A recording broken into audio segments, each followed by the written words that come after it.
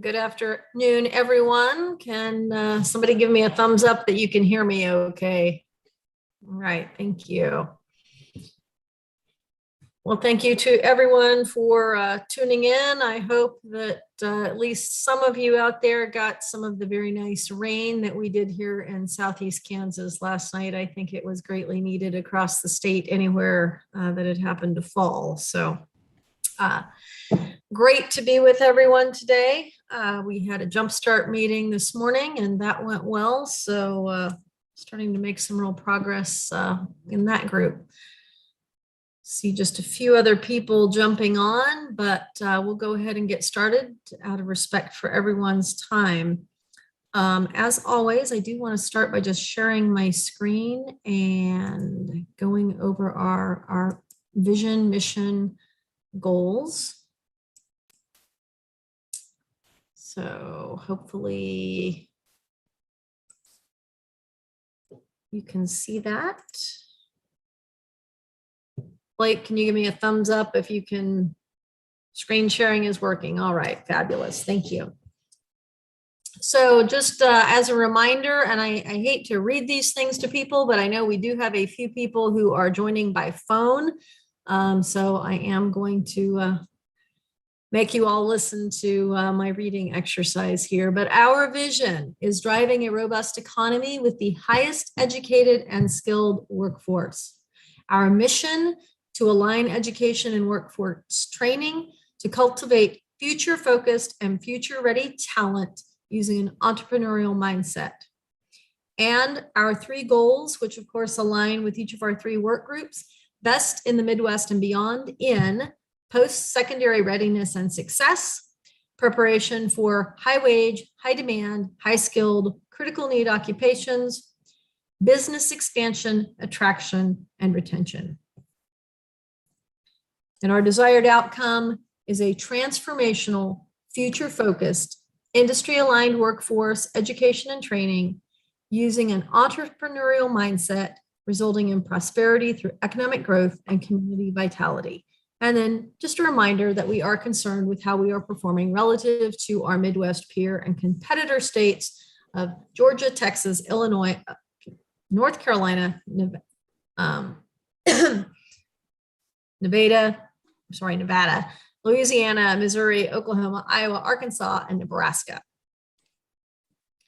So with that, we will turn to our agenda for the day. And hopefully online we have Stacy Prius. I see you there. And did Stacy, I hope I pronounced your last name correctly. It's priest, like priest without a T. Priest, thank you, priest.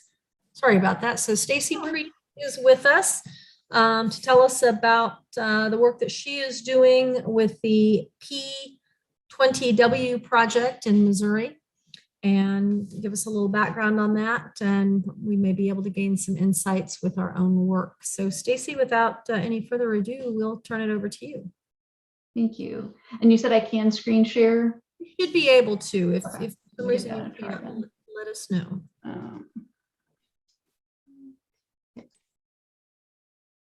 Okay, is that good? Yes, we can see it. Okay, perfect. Well, good afternoon, everyone. Thanks for letting me join your meeting and talk a little bit about some of the things that we have going on in Missouri. You know, your vision statement made a really good segue into this presentation, because the Kauffman Foundation came to me a couple of years ago, and they had convened stakeholders who were interested in the very things that you were talking about in terms of you know, getting kids ready for careers and the world, and strengthening the workforce, and wanting good educational outcomes for them. So they were wanting to pull together these stakeholder interests and figure out how to move this forward. And they know that Missouri sat on a lot of administrative data. I mean, each of the agencies we were interested in, elementary and secondary education, higher education, economic development, labor, they all held data that could answer some of these questions people had, but none of that had been connected. So we started to work on that.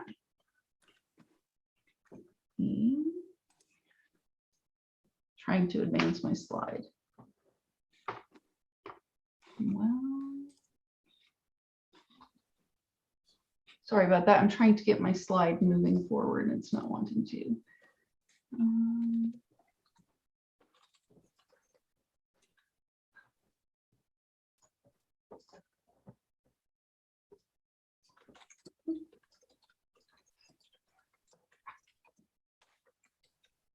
Okay. Sorry about this. I'm a little rusty on that part. Okay, can you see that okay, or do I need to? I know you can see my second slide, but so I had a colleague. It's not centered really well. We can see the next slide, tiny, that says securing the foundation, and then I'm going to guess it says investing in the future. We can see probably the right 2/3 of that slide.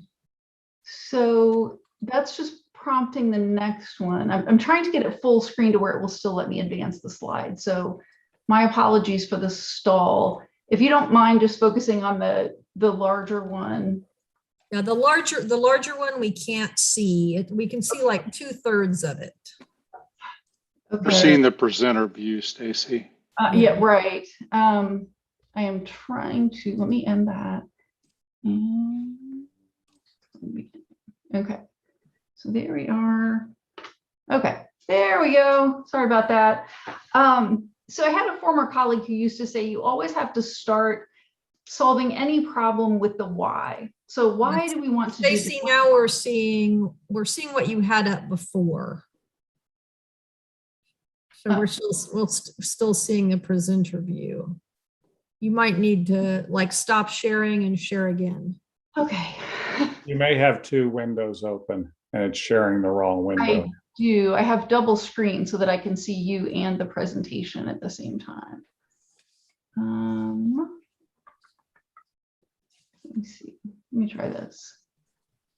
Yeah, you may just want to stop sharing and then share again and be sure you pick the right thing. Is that better? Can you see the second one? No. Okay, let me try one more time. Sorry about this. I'll try one more time. We'll let you get on with your meeting.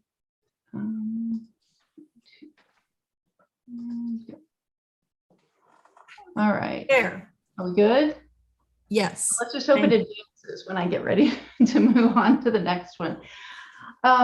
So in Missouri, the question was always about, why? And every year, our businesses, the state, invest a lot of money in different programs and things that are meant to result in good outcomes for students, strengthen the workforce.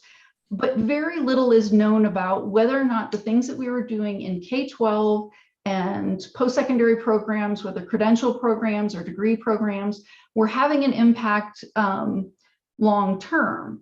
So it was interesting, this whole initiative was really energized by a presentation that the Kaufman group I'm working with saw from the director of IT at KSDE, Kathy Grossenbacher. And she came to the group and showed them how Kansas had done these one-time linkages between their K-12, National Student Clearinghouse, post-secondary data, and their workforce data, so that they could track students. They knew that not all of their students went into post-secondary, but they wanted to know what happened to their graduates and how many of them they could capture in the workforce. So, this got our group even more excited about wanting to go, wanting to push this forward. And so KSDE just did it the one time, and it was an initiative that was instigated by the Governor's Council on Education. So I think you know them quite well. And so that's how the whole thing got started. What we have in Missouri right now is a workforce longitudinal data system. So the state got a workforce longitudinal data system grant. It's been about 10 years ago now. And I know you don't know those acronyms. So Department of Higher Education and Workforce Development, Department of Labor and Industrial Relations, and the Department of Corrections. And then there are others like Social Services and Health that have some data in there as well. And then the state has a K-12 longitudinal data system that they have had since they had a grant in 2009. So there are both of these things at work simultaneously at the state level. But what we need to be able to answer the questions that we have is to integrate DESE's data into that workforce longitudinal data system. So what is really great is that the workforce longitudinal data system provides the framework that we need to be able to do this. So it's not like we're having to build something from scratch. So the advocacy that I have been doing and the stakeholders I'm working with are just saying, we're asking to have DESE's data integrated into this existing system you already have. The data security is there, the ways to keep it up to date, maintained, all that kind of stuff is already in place. So we weren't starting from scratch, which makes for a really nice place to be. Oh my God.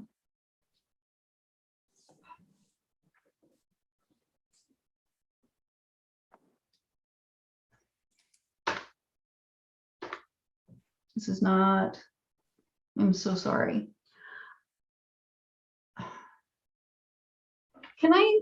Do you mind? I'm going to hop off and try to figure this out and get back on with you. I'm really sorry. I cannot get this to advance, and I've not had this problem before. Is that okay? Okay. Let me just do that real quick.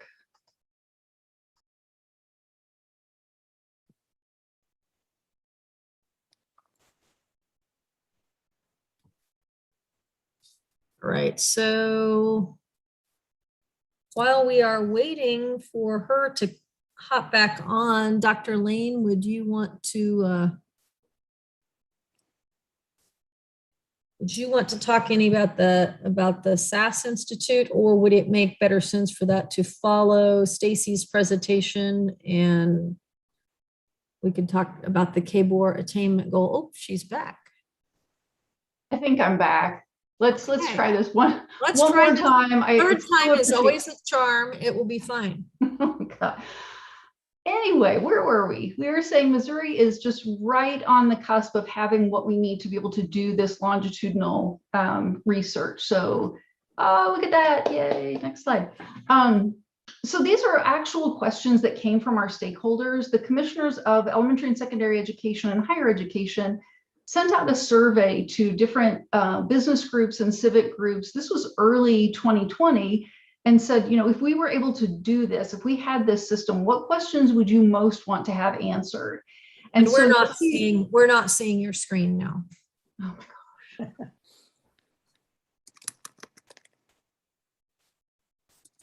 Okay. Are you now? We are now. All right, let's hope it advances what I need it to.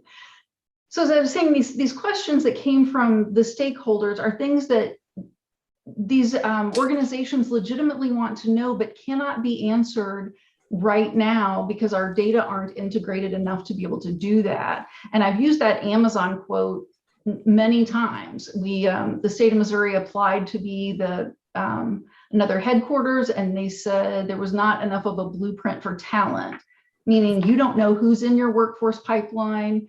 You don't know where they're coming from. You don't know what kind of preparation they've had. And so this is a good, very practical example of, why we need this information.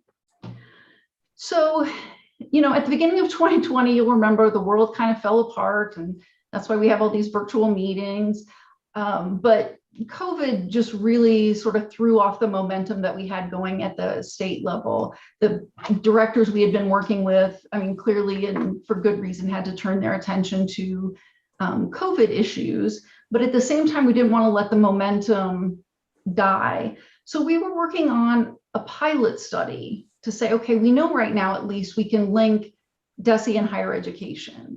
We have methods for being able to do that. So let's go ahead and do that. And the Kansas City STEM Alliance stepped up and said, well, we invest pretty heavily in Project Lead the Way, and we would like to know more about, what those students go on to do after they graduate from high school. So the three universities that you see up there, the Urban Education Research Center is at UMKC, then there's the University of Missouri in Columbia, and the Singfield Center for Applied Economic Research at St. Louis University. So it's a pretty big team involved in this. And, we wanted to be able to put this pilot study forward and show people what was possible with this information. So just a little bit of background on the study itself. You see how many students are involved. This was a big sample, 145,000 students at 537 different high schools. For those of you who might not be familiar with Project Lead the Way, they have 3 pathways in high school: engineering, computer science, and biomedical science. And actually, I'll pause right there for just a second and say Project Lead the Way has actually pushed its programming further and further back. So they have middle school programming now, they even have early elementary or upper elementary. But for this particular study, we looked at what they did in high school and what they'd gained course credit for in terms of Project Lead the Way. So 13% of that population of students had enrolled in at least one Project Lead the Way course. So some of the differences that they looked at were students who took Project Lead the Way courses versus did not take Project Lead the Way courses. And they examined the population as a whole, but also disaggregated by demographic characteristics. So, those last 2 things we couldn't know if we didn't look at an individual level data thing. And I want to point out that when we talk about de-identified individual level data, that's not PII, or personally identifiable information.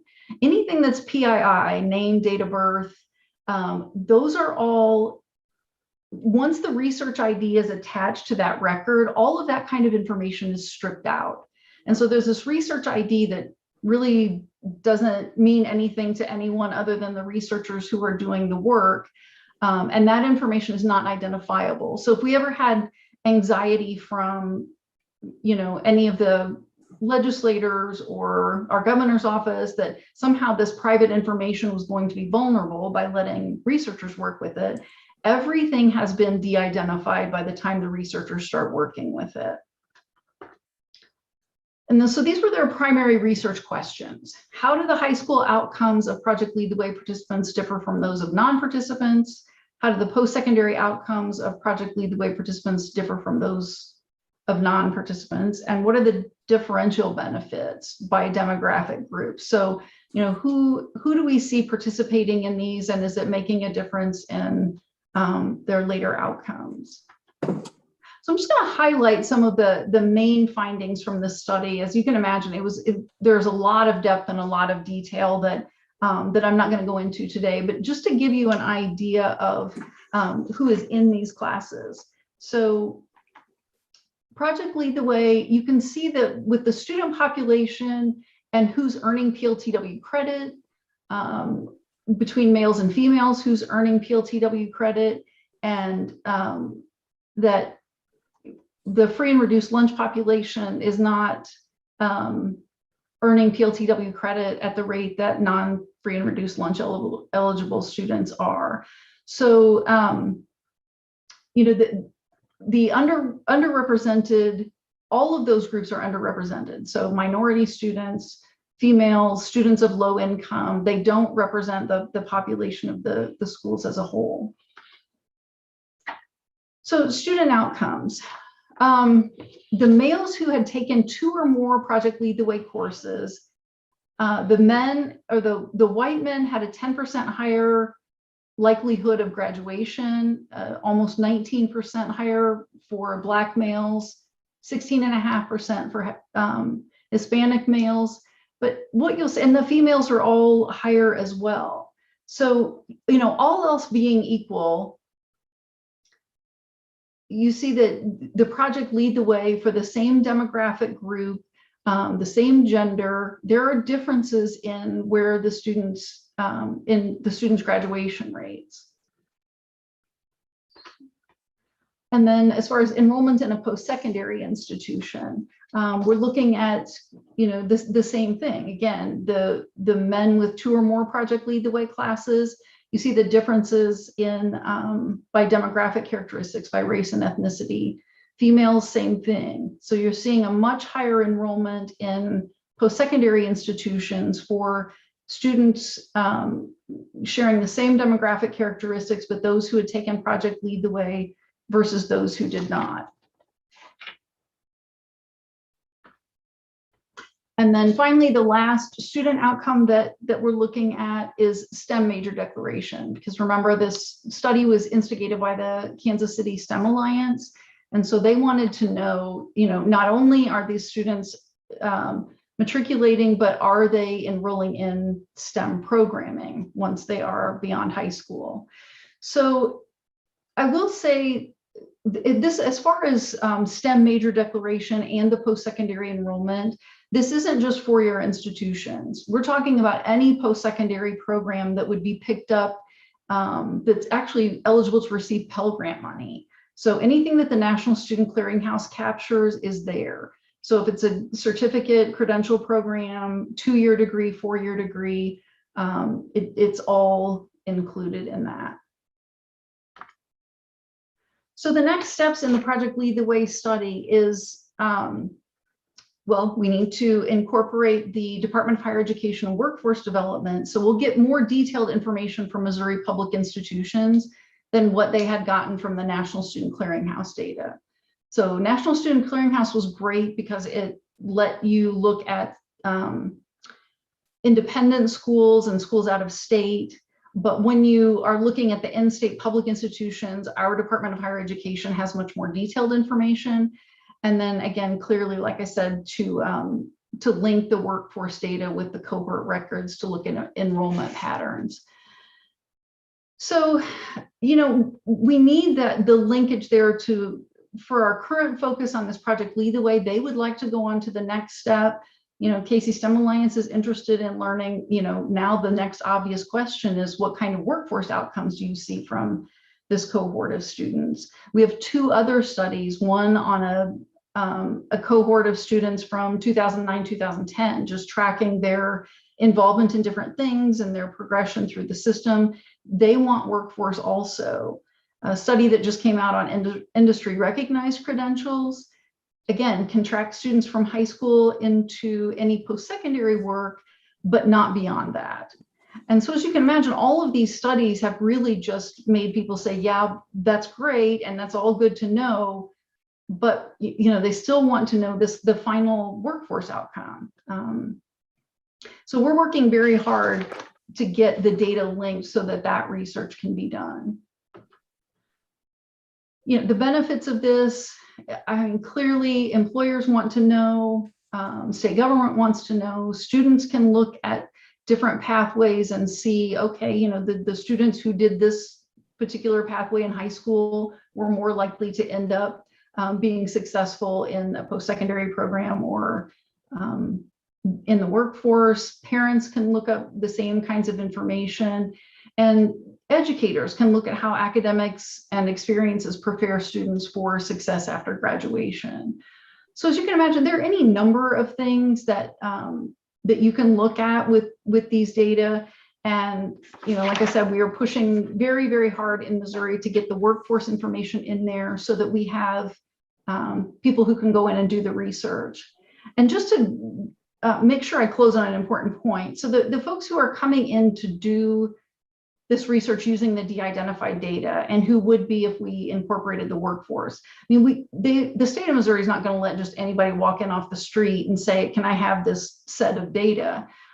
These are people who have the experience and the skill set to be able to do it. They've handled state data before. They know even when it's de-identified individual level data that it's highly sensitive and needs to be kept very secure. They sign MOAs with the state agencies that are part of the work.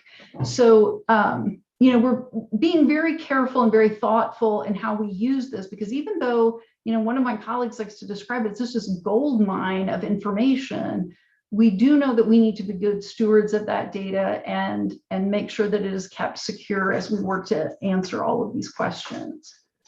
So with that, speaking of questions, I'm happy to take any questions if you have any.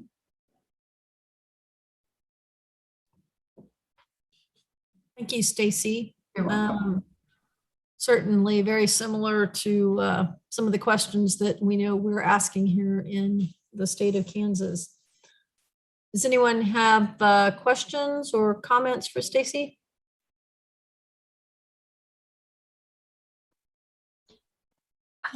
I do.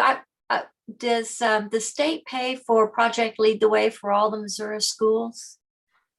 So the state makes about, I think last year's budget amount was $250,000. So that's, statewide, that's not a whole lot, but they do put some money into it, maybe for teacher training, but a lot of it's local level investment or private investment. I mean, the Kauffman Foundation, who's sponsoring my work with P20W, they also support Project Lead the Way. Casey STEM Alliance supports Project Lead the Way. So they get funding from different sources, not all state. Okay, so what percent of students would you say had access to it? Just rough. Rough. Was the 145,000, was that high school only? Yes. Oh, okay. Well, But that's probably a pretty good chunk then. Yeah, that's a pretty good chunk. 537 high schools included is a pretty good chunk. I can get back to you with that specific ratio of schools who have it versus schools who don't, because the results that I shared with you today were, within schools that do have it, so that you're comparing students who chose to take PLTW classes with those who chose not to or were not exposed to it. It wouldn't really be fair, be a good analysis to compare it to students who are in schools who didn't even have that opportunity. So, right. So we were looking inside that. So I would need to go back and check the full report to get the ratio, but I can do that. Okay. Well, I just wanted to throw it into the chat. I just wondered if it was something the state legislature or Department of Ed had been pushing. No, not necessarily, but it's a good example of something that, they would want to know about. And again, Casey STEM Alliance was interested in this because they do invest a significant amount of money in this program, and they want to know that it, is having an impact on what students choose to do later on. So, another reason I bring this to you, and I will not get in the middle of the conversation, but a lot of our group that Kauffman has pulled together, they have interests in Kansas City, Kansas, and Kansas City, Missouri, and they work with schools on both sides. And they are of the understanding that they're not able to do this kind of work in Kansas, that it was done once with linkages made at the request of the governor's council, but that was a 1 year, one and done thing, that it hasn't been maintained or it hasn't been done on an annual basis. We're looking in Missouri to try to build this into a system, not even just be a thing that's redone every year, but maintaining a linked longitudinal data system that's constantly having new information fed into it. And again, kept secure and only accessible by people who know what they're doing. But that's the difference. So I can't do this study for you in Kansas, I guess is what I'm saying.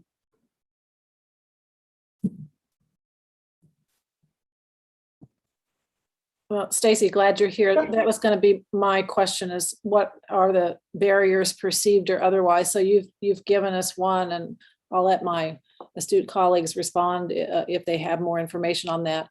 But perhaps after that, we could swing back and talk about any other barriers.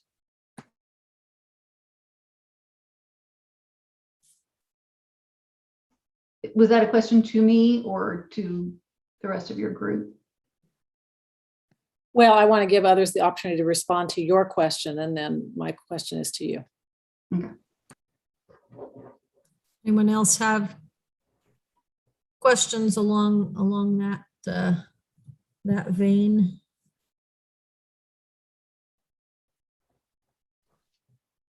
All right, Cindy, ask your question of Stacy again. If Stacy, if you could identify other barriers that you may have found as you've been trying to do this work, either current or those that you're forecasting.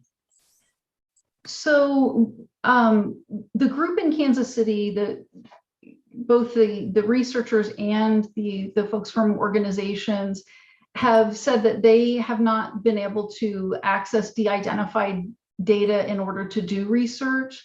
And I'm not going to speak to this one way or another, but the citation was always that you have something in your state statute that prevents any kind of use of data for research purposes.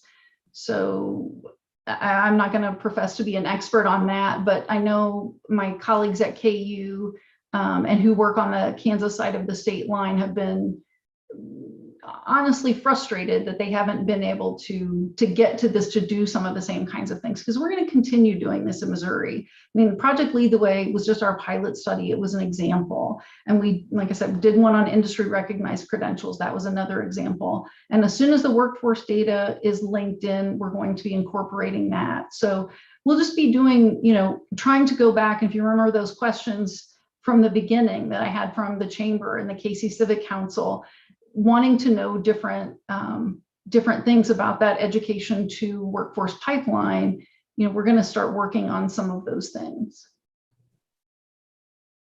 Thank you. Sure. I believe that Dr. Flanders had a question. Sure. Yeah, thank you. And I have Cindy Ferrers on the line as well, but could you help me with what are the barriers for this happening in Kansas? Again, I'll just tell you what we have been told as the researchers from KU and the organizations who work in Kansas. They have been told that the one study that you did that connected K-12 all the way through the workforce was a one-time thing that was done at the request of the governor's council. And so it was an exception to the existing statute. They cite a statute that is interpreted to mean that researchers could not come in and do this kind of work. Got it. Thank you. Mm-hmm.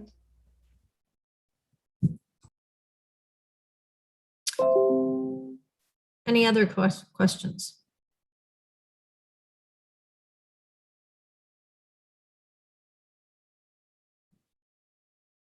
All right then, Stacy, thank you very much.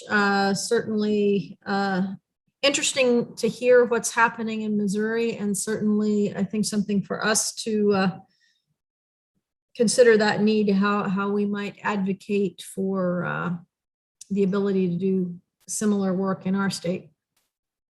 well, I know you have folks who are ready to go to do the work for you if there's ever an opportunity to do that, and a lot of people who are interested. But again, I'll just say, forgive me for my ineptness at the beginning of this. You'd think after a year and a half of Zoom, we would have this just down to a science by now.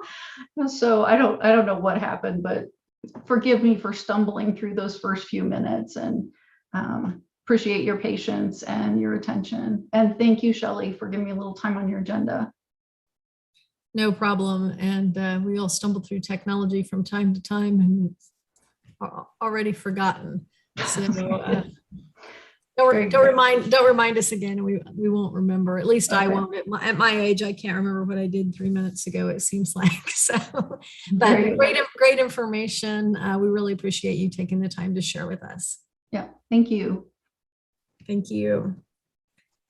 All right, next item on our agenda, Dr. Lane was going to give us just a little overview of some things she learned that the SAS Institute is doing with their data and data analytics. Thank you, Dr. Kiblinger. And I'm so glad, Dr. Flanders, that you invited Cindy to join today, because she's actually someone on the K-Board team that has been involved with SAS. So let me just say a couple of things. I am not here to give an advertisement for this organization called the SAS Institute. I have had the opportunity to engage with them a couple of times as the Board of Regents is thinking about how to take the data that we have, very much like what Stacy was just talking about, and pull it into a format that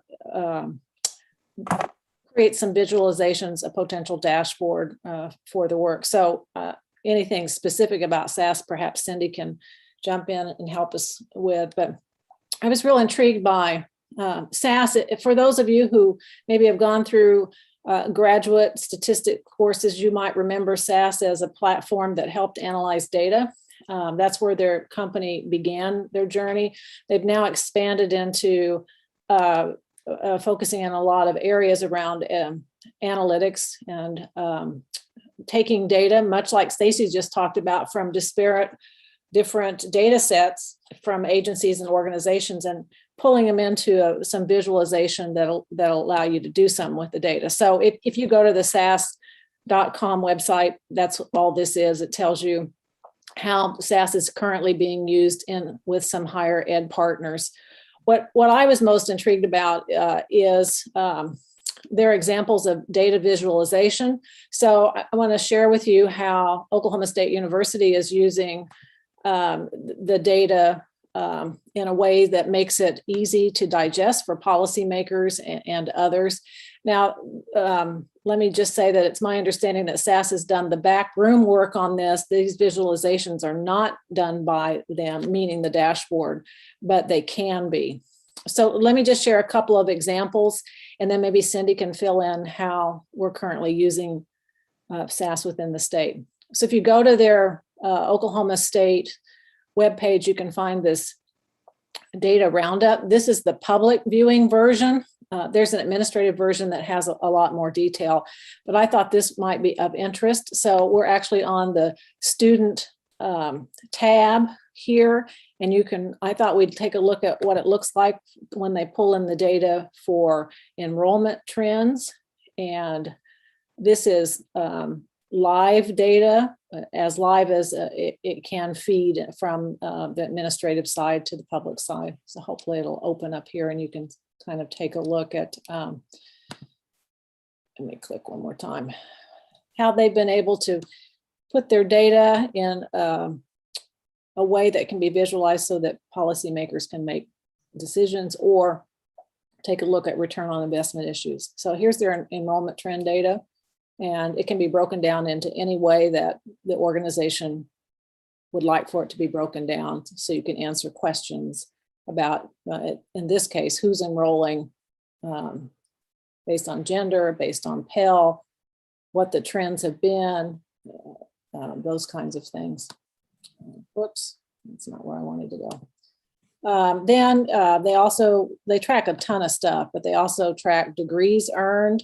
I didn't notice on this particular example certifications earned, and I know that's a big area for our focus. So what they're actually doing here is taking that data from the various agencies and pulling it into these kinds of visualizations. So here's their degree earned data. So at any given point, anybody's interested in these questions, you can pull up the information and have it at your fingertips. And so for me, the thing that has caught my attention is thinking about the different things that we want to measure, how we might be able to advocate that we have a connected and linked data system across agencies, including workforce development and commerce, to answer some of the questions that we're doing. And so the SAS is an organization that does that type of work. We heard from Stacy, and her group is also doing similar work. But I thought it was worth just putting out there that we don't have to recreate the wheel with some of the things that we're hoping to have access to. So let me stop and invite Cindy in so she can talk about how SAS is a product that's currently being used in our institutions and at the Regents level. Hello, everyone. Good to see you today. I will just say that for SAS, we use SAS as an internal system, and we've used SAS as an internal system for about 15 years. We actually have another product that we use externally, and I just pasted a link to see our dashboard. We have several dashboards, but one of our dashboards, I pasted that link into the chat window. We really have adequate software to create any type of dashboard we need to create. So if we're not creating something that you need, let us know what you need and we can work on it.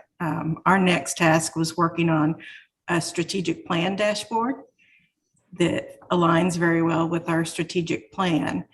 But certainly we're able to adapt to whatever we need to do. Internally, we'd use SAS, but externally, we use another vendor. Thank you, Cindy. That's helpful to know. So I've just been out exploring, and Trent had brought the Google team in to talk to us about what they might be able to do. It didn't seem like that matched what this group was interested in. So if you want to learn more about SAS's capabilities, they're perfectly willing to come talk with us, but this gives you a little bit of a taste of the kinds of things that they also produce.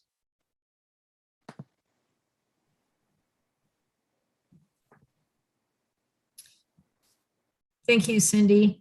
And is SAS anywhere being used that you know of to make that connection between the post-secondary data and jumping that bridge to workforce, or are they purely engaged with the post-secondary data only? Is that question for me, Regent Kiplinger? Either one of the Cindys, actually, I suppose. Go ahead, Cindy. So we don't use SAS for our P20 data system, but we do have a P20 data system where we connect KSDE data with our data, and that is an annual process.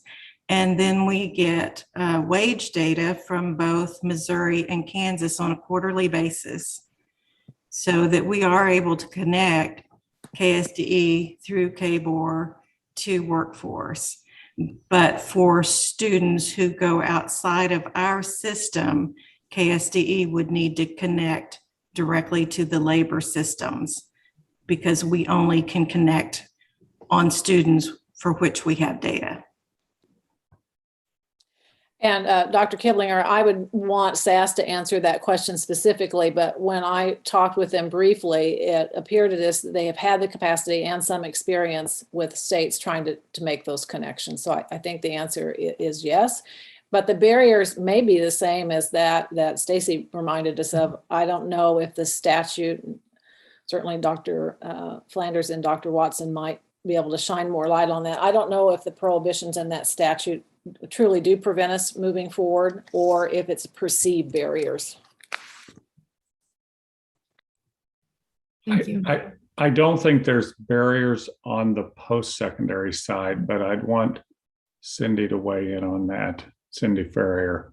I think it may be with the K-12 data. Dr. Flanders, I would agree that on the post-secondary side, there are no barriers connecting that data, and we do perform research. I suppose the only barrier is resources to conduct extensive research. You know, we do some internally. We engage KU quite a bit with research, but, you know, we have limited funding to pay researchers to help us with that. So that's probably the only barrier I can think of. And that would be my understanding of the statute that they are referring to being a barrier, is that it is one that specifically talks about students in K-12.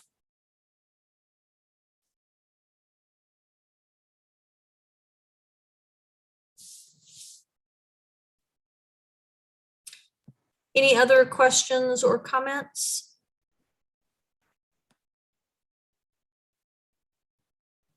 All right, well, thank you to both of our Cindys for sharing that information about SAS and what how you're seeing it used, how we are using it already in Kansas. And again, I think that that can drive some of our thoughts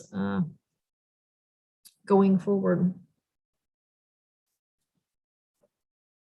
Next on our agenda, we're going to spend a little bit of time talking about KBOR's attainment goal, as it has a direct connection to the work that we are doing here at AKCC. And I believe Blake was going to speak to that. Sure. Well, thank you. And as we look at an attainment goal, I would let you know that our strategic plan prior to the current strategic plan, Building a Future, was Foresight 2020 and had an attainment goal in that document. There were some limitations to that attainment goal, and I would just tell you a couple of those. Number one, it was really developed through Lumina, where, and I think without a tremendous amount of workforce data, actually, when they developed that, but they encourage states to try to hit the 60% mark of some credential beyond high school. And so we developed that goal and broke it out for each post-secondary institution. But after doing that, really, even the folks at Lumina said, you know, it's better if it's not just a higher ed attainment goal, but that attainment can happen in all, in many different, by many different providers. It could be a private industry that's delivering some credentialing. I think what we've seen here and talked about is perhaps apprenticeship has a much larger role. And what's that going to look like in terms of attainment? And then there's obviously the more traditional post-secondary attainment of degrees and certificates as well. And so, so that really, as we move forward at the Board of Regents, I think it's important to have an attainment goal. You know, I would really like to see this group develop that attainment goal and have that cut farther across Kansas than just the higher ed system, but also into the workforce areas, the public workforce system, Department of Commerce, and we've already seen that the State Board of Ed is already engaged in a post-secondary attainment goal because they actually measure their districts on how many folks have a value-added credential. So where we are right now, and I want to thank Matt Keith and probably teaming up with Cindy Ferrier, put some information together. About 54.9% of Kansans, and we look at age 25 to 64, have some form of credential. A little less than 10% have a short-term credential. A little over 10% have an associate degree. 22.9% have a baccalaureate degree, and about 12.5% have a graduate or professional degree. And who we've been using to really benchmark off of and determine where we need to go has been the Georgetown Center of Education and Workforce. And Commissioner Watson, I think your group has used them as well. And right now, and it may go higher because when we started, they were close to 60%, but right now I believe they're saying 71% need some kind of education beyond high school. And the estimate is that 35% of the workers need an associate degree or certificate, and that about 36% with 25% baccalaureate, 11% master's or higher need a degree beyond the baccalaureate. So it looks to me like where we are where we have the most area for opportunity is in the associate degree and the shorter term value added credentials to basically fill those middle skill jobs is where we really need to make some headway. What we haven't done perfectly, and it's going to be hard, but as we assign attainment for the different entities, so how many baccalaureate degrees do our universities need to produce, how many associate degrees or shorter term credentials do our technical colleges and community colleges need to produce, we also need to think about what should be our expectation be on apprenticeship, and how much are we going to grow apprenticeship, and what do those numbers look like? So, we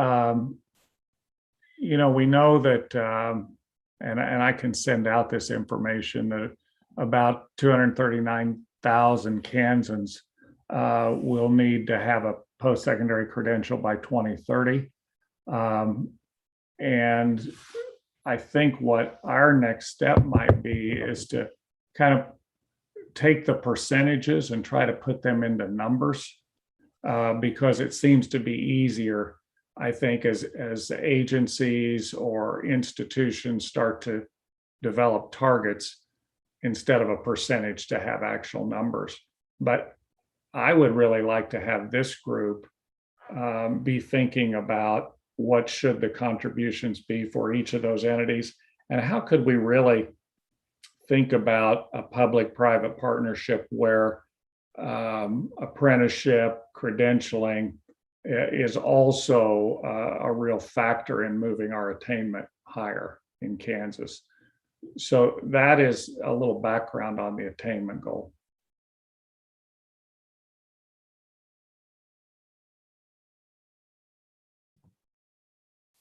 Thank you, Blake. Any questions or comments for Blake? Shelley, I have a question of Blake. So also, Blake, with one of the next steps as it relates to Advantage Kansas is also to determine within the breakdown of what we need. So I agree with you totally. We probably, some occupations need apprenticeship more than they need formal education. We've talked about that quite a bit. But if one of our goals is to be number one competitively and we're focused on computer science, what we don't know very well is, of those associate degrees, baccalaureate credentials, et cetera, where are the fields? Or maybe we do know that, we're just not reporting it out in such detail. But on what fields are we producing, for example, credentials? I think we know what baccalaureate degrees are in, or maybe master's, PhDs, but do we know on the credential side? I'd have to defer to Cindy or Mike Bean in commerce, or and maybe Trent's on the call, I think, too, on whether we know on the credential side where we have deficiencies. I mean, a lot of it would be, connecting with employers to see where those gaps are. But they would have more information than I would. if any of them wanted to jump in. This is Mike Blake. I'll jump in. I don't know that we have specific data. In talking to associations or businesses, obviously every one of them talks about their talent gap. The one occupation we continually hear from is IT, and basically it's dealing with IT certifications such as CompTIA, which I would assume Trent's mentioned a couple times. An apprenticeship, I don't know if you really look at that as a certification more, but it's more of a completion of training or a completion of the apprenticeship program. And, that's based on skill gap or demand too. I would think that we, even though it maybe doesn't have a formal credential like some occupations do at the end, I would think a completed apprenticeship where you become a journeyman or would be something that the state would want to count as post-secondary attainment.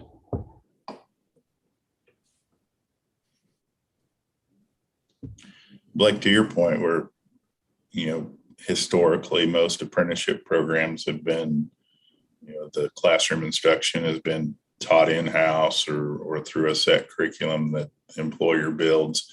We're starting to see the migration of more involvement from the technical and community colleges in providing that related classroom and instruction. So to your point, I think it would be a lot easier to track that way. Yeah, and I think one thing important besides just the numbers is for our group, Regent Kiblinger, to have a shared goal. That if we have these entities at the table, how does apprenticeship have a goal? How does community and technical colleges have a goal? I think if we could get some shared goals around this on the way we want to go, and then also have private industry supporting that goal, I think that would be positive. Blake, would you say the current percentage is like 50 something? Yeah, what I might do is, if this is allowed, Chair Kiblinger, is to yield some time to Cindy Ferrier. She has a little more information. Absolutely. I was just saying that I put in the chat window that 6% of the Kansas population ages 25 to 64. I see I made a typo. It should be 25 to 64, have a certificate or license with having only a high school diploma or some college. So then, the question would be then, how do we determine a goal to improve upon that, and how do we measure it? But that's where we're at right now from census data. Cindy, thank you for sharing that. Dr. Fines, you're wise to have Cindy on board because she lives this every day. So you said licenses, and that's the first time I've heard us think about tracking licenses. At least maybe that's the first time I've made that connection. So I think that could be really powerful. And in terms of trying to identify our goal, the recently formed higher ed and workforce department formed in Missouri, they put both their higher ed and their workforce group together. They have a goal, and I heard the person in charge of that agency say to be the best in the Midwest in attainment. They're targeting 60%. I think we can do better, but it makes me wonder if we look at our neighboring peer states and our economic competitor states, can we identify where they are and make sure wherever we set that target, it achieves the goal to be the true best in the Midwest in terms of where we're headed? And Cindy, I wonder, as we're thinking about that, we know what the Georgetown policy workforce development kind of lays out the total number and the distribution. But what if we increase certificates from 6% to 15%, and we increase, I'm making this up, of course, baccalaureates, but we don't increase associates or masters. What return, I mean, what's the return on investment of that within each of those sectors? And is the return, well, if we go from 6 to 15% certificates, return really needs to be an X sector within the certificate. Does that make sense? Am I making sense? So we're really not only measuring the total number and the total categories, but where do we really want to grow Kansas? Now I'll refer back to the study I know that was done in Wichita, saying Wichita has too many non-baccalaureate careers in order to grow it proportionally well and be competitive with other markets that are Wichita size. So I only ask that because however we establish that goal and those attainment goals should be laser focused as to what we want the outcome to be for Kansas.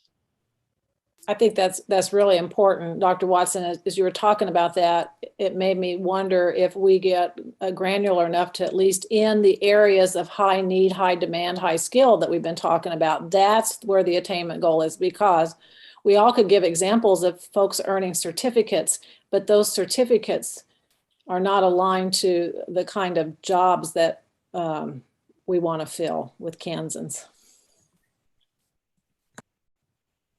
I agree with that. I think that we don't want credentials for credentials' sake. We need to align those with the need, and from the perspective of the credential holder, with the high wage need.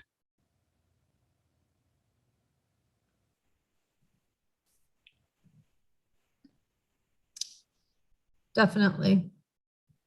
So I was thinking that perhaps at the next meeting we could, and maybe this can be worked through some of the subcommittees too, we could start to put a few more, get a little more granular, and perhaps also include commerce and apprenticeship, and kind of take some next steps there in terms of what the goal might look like.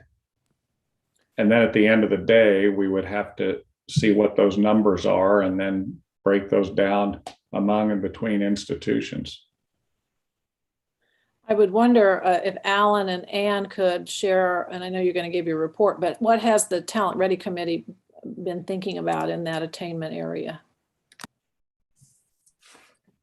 Well, we're still following the original document to increase the numbers. I'm looking at my document on IRCs and certificates, and got some baseline info, but at least I think Ann and I would be in agreement that what Randy and Mike said is focus those on the high wage, high demand. And Randy, you mentioned Wichita has too many certificates. So was that Wichita 259?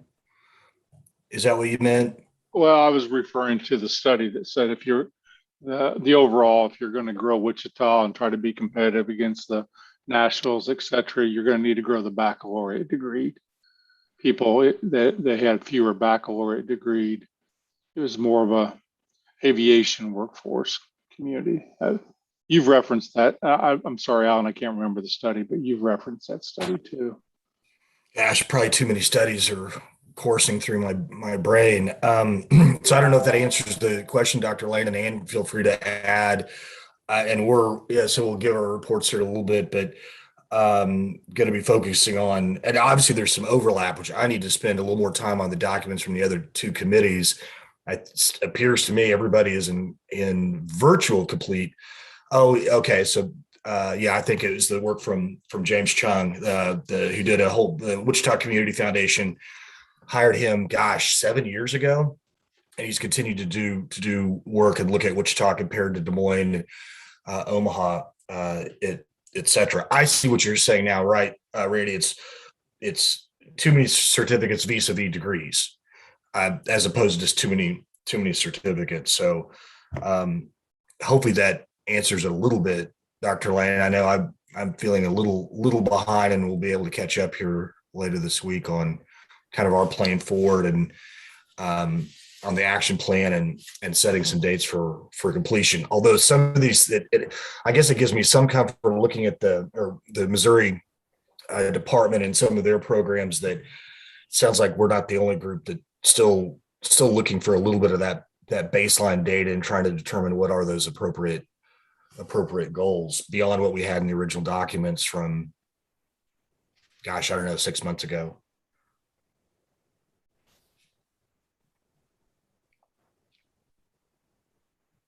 Speaking of all of this, the data, obviously, with attainment, are we also factoring in not just the traditional certificates, diplomas, things of that nature, but where could apprenticeships fit into that to be part of that attainment goal? I think that is potentially a good segue into the fact that we do have Mike Bean here with us today, who's already chimed in a few times. So thank you for that, Mike. I know last time we were talking, we did have some questions about how things were going with the registered apprenticeship programs and how some things would work that we're seeing in the plans. So I didn't know if you wanted to give us a little update independent of our discussion of what's taking place in the work groups, or if you were going to just chime in at the appropriate time as we go through what each of the work groups are talking about. I wasn't quite sure what Trent might have asked you to be prepared to do. Well, Trent didn't share a whole lot of details, so Hey, Mike. I saw you pop on, so I thought I'd say something. I can give a brief update. In the interest of time, I'll keep it very brief. I think last time I joined this group, we talked about a recent state apprenticeship expansion grant that we received with creating 7 intermediaries across the state. We received 9 responses to our RFP, so slicing through, evaluating those. So many of those were community or tech colleges, a few associations, a couple of unions looking to expand into some other avenues. So we hope to announce those within the next couple of weeks. We've also recently hired a state director of internships and apprenticeships. They will start on October 25th, and we'll have a more formal announcement about announcing that person coming soon. And then I think Trent probably shared with the group or one of the work groups, the apprenticeship work group that Secretary Tolan helped pull together over the past couple months that put forth some recommendations to expand apprenticeship. I think there was 5 recommendations. 1 is increasing capacity, 2 incentives for small, medium, and large companies, incentives to create intermediaries, and then finally some outreach education / marketing emphasis on that. I will say this on my final note: we've over the past month, the interest in apprenticeship seems to be the sexy word right now, or sexy program. We've seen a lot of interest from business and industry and also associations. Some of our largest manufacturers in the state have been in contact and are creating programs as we talk today. Also multiple interest in occupations that aren't traditionally in Kansas, apprenticeship, that in healthcare and IT. So a lot of interest and a lot of growth. It just takes time to build the programs and to stand up the programs internally, but nothing that isn't happening right now. So that's it, Shelley, and thanks for allowing me a few minutes to talk. Absolutely. We're glad you took time to join us. I hope you can hang around to be part of our conversations as we move through our action steps that we're putting together for each of our work groups, because I know that registered apprenticeships are part of those. I did have a question, Mike, on the apprenticeships. Do we know like workforce needs relative to specific careers that are accessed through apprenticeships, or is that Kind of an Not unknown. necessarily the needs. Organizations or businesses set up apprenticeships or whatever they want to call it, on the job training or work-based learning or whatever, based on need. We have the traditional construction type apprenticeship programs, or trades type programs. But the interest from healthcare, from manufacturing, and from IT has spiked within the last 6 months. That's probably, those three sectors are probably the most common programs that staff are working on right now, which is interesting. They're non-traditional type apprenticeship programs, attracting non-traditional apprentices. Nothing specific, Shelley. I would like to comment, going back to some of the data hubs at the previous conversations. If Missouri, Oklahoma obviously have, or Oklahoma State obviously have some nice hubs, but the state of Kentucky and the state of Maryland actually have public facing hubs, and they've formed, I'll call them a state level agency managing state level data. And so all of the agencies, belong to those boards and contribute data, and it comes in and information is gleaned from that, and specific PII is removed. So it's more of a state level data with dashboards. Both of those states have done a very nice job producing dashboards. But it's a state level agency within both states. Agencies belong to them and sign agreements. The cool thing in Kansas, and I'm surprised Cindy didn't allude to this in her comments because she was the driving force behind it, we already have data sharing agreements established between agencies. We just don't have the or the financial whereabouts to put that up in a public facing and have the ability to manage and sort and publicize those things. Thank you. I Yeah. know, You're talking about Cindy Ferrier. I just want to make sure that Right. everyone knows that. Right. Yeah. Great work.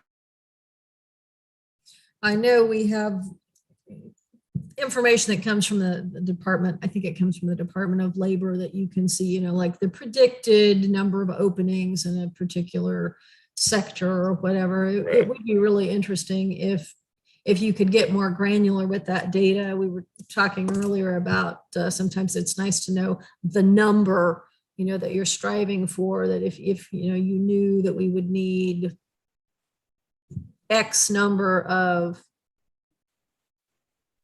particular construction field or something, how that might help drive that interest in, recruiting and developing, getting people into that apprentice pipeline. Right. Yeah, the Kansas Career Pipeline that Cindy and Department of Labor and Commerce helped pull together does a little bit of that. It shows the high wage, high demand, number of opening type stuff linked to, college certifications or certifications in general. So the linkage is there. You just don't have anything that, I could punch a button and see how many people are in the pipeline for an HVAC degree and how many openings there are. Thank you. That was what I was trying to get at. Right. So Mike, you made a powerful comment about, we have the agreements, we don't have the funds to move it forward. So how might this group, the AKCC, advocate and assist with that need?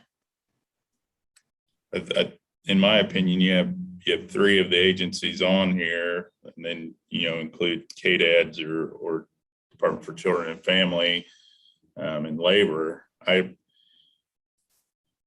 think the hard work's been done, to be honest with you. The data sharing agreements took 2 years to complete, so that's done. So whether Governor Kelly wants to, through executive order, create a data hub of some sort, and provide funding to support that, or each agency contribute to that, I don't know what makes sense, but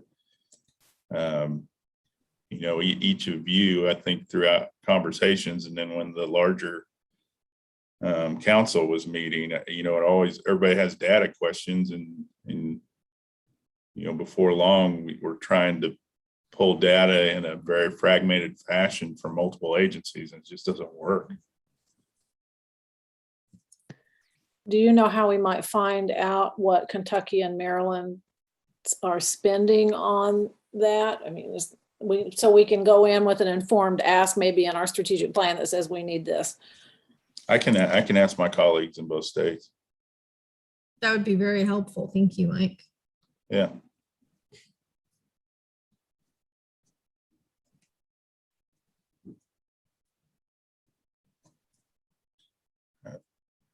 Open my mouth and you get homework. It's kind of the way it works around here. I know.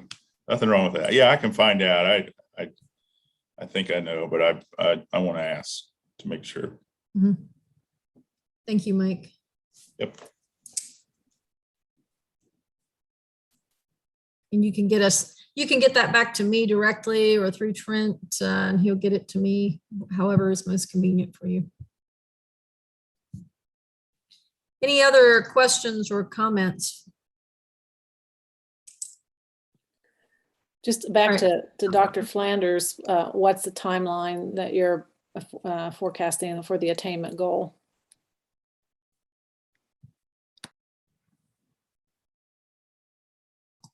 There you go. Oh, you know, I would like to have an attainment goal by late fall, you know, early winter that we could put into the board strategic plan. I guess my thought is just in terms of next steps, if we could just think about how do we bring this one home, maybe it goes to one of our subcommittees. Mhm. And we just actually determine, you know, I think the work of having value added degrees and certificates may need to be a parallel path, but not necessarily embedded in the attainment goal. Obviously, we want degrees and certificates that make sense for Kansas and the Kansas economy. But, you know, if we could just identify the groups that are going to have some, I'll call it responsibility for the production of the credentials, whether or not that be private industry, we can just make an assignment.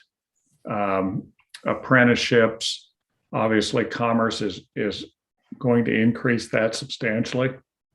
And then our community and technical colleges and our universities, and then also the independent colleges, because I think they'll want to participate as well.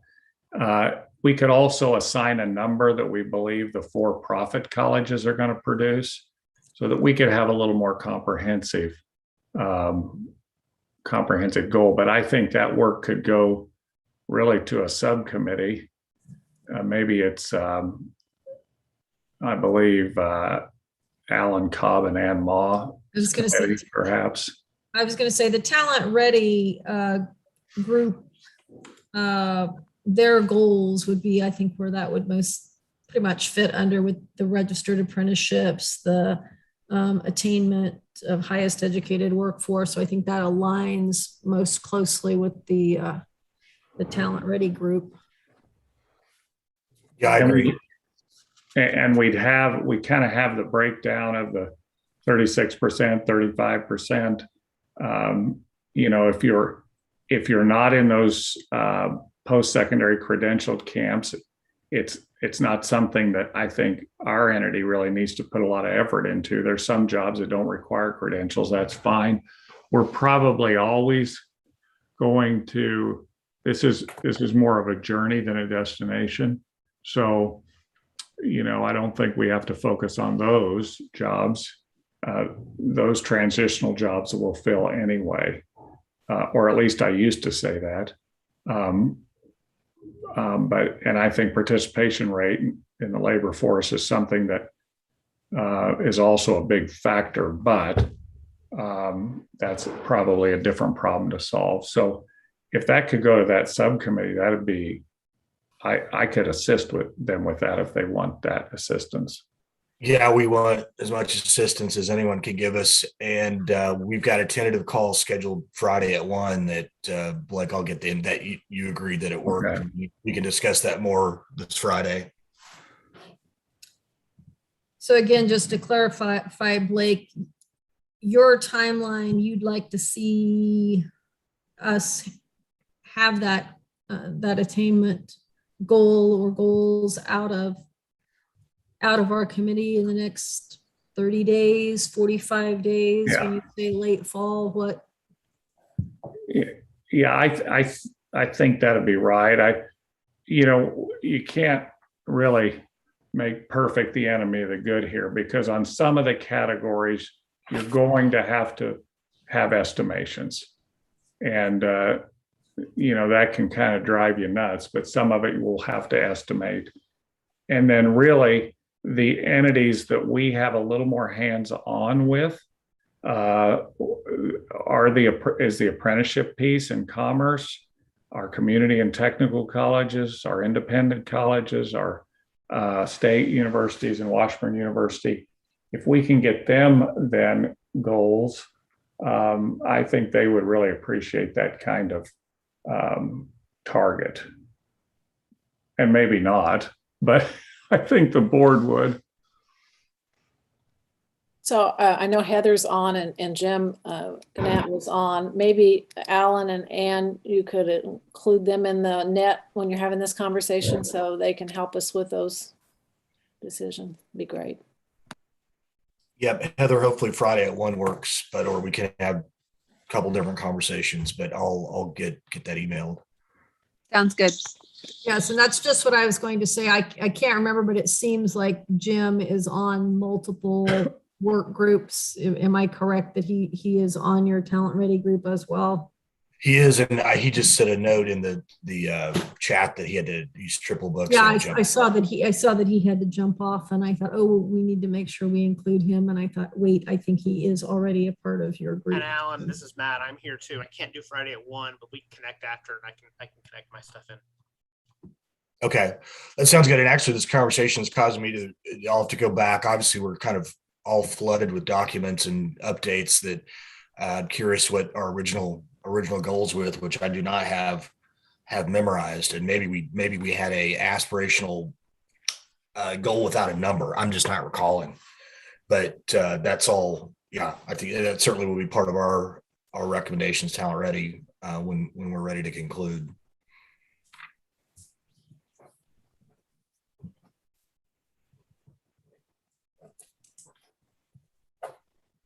Great. And Alan, if you have any of those documents that for any reason you have trouble putting your hands on, let me know and I can dig through my big stack and send it to you again so that you can have, 2 or 3.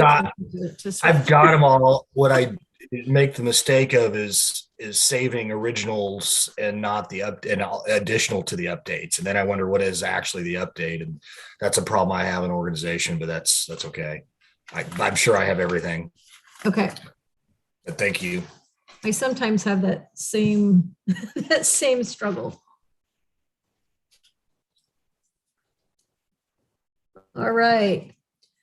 Well, the next thing on our agenda then is starting to bring the parts together into a coherent whole, as we've had each one of our subcommittees working on parts of the strategic plan, but of course it has to come together and be a unified strategic plan for everything that we hope to accomplish. And so I want to talk about this, keep this in mind as we're going forward. I want to hear out from each of our work groups so we can get a bit of an overview of what they've done to date on the strategic plan, but then we'll pull it back together and begin to look at those connections. So I just put up in the chat box some things that I want you to be thinking about as you hear the reports out from each of the subcommittees on the work that they've been doing on the strategic plan. Ask ourselves these questions. What connections exist, excuse me, among the subgroup strategies or action steps? In what ways could they be strengthened, maybe there are ways they need to be made, those connections more explicit so that we see them, everyone else in the world, at large sees them. Also asking ourselves, where might gaps exist that would hinder our success? And then what steps would fill in such gaps? So as you're listening to the reports out from each group, I want you to think about that here as we go forward. And then we'll take some time to actually talk about that. Although I would guess that each one of us would be fine with interruptions. I know I certainly am. So we'll lead off looking at what's in the Jumpstart plan and the work that we've done. I will share my screen.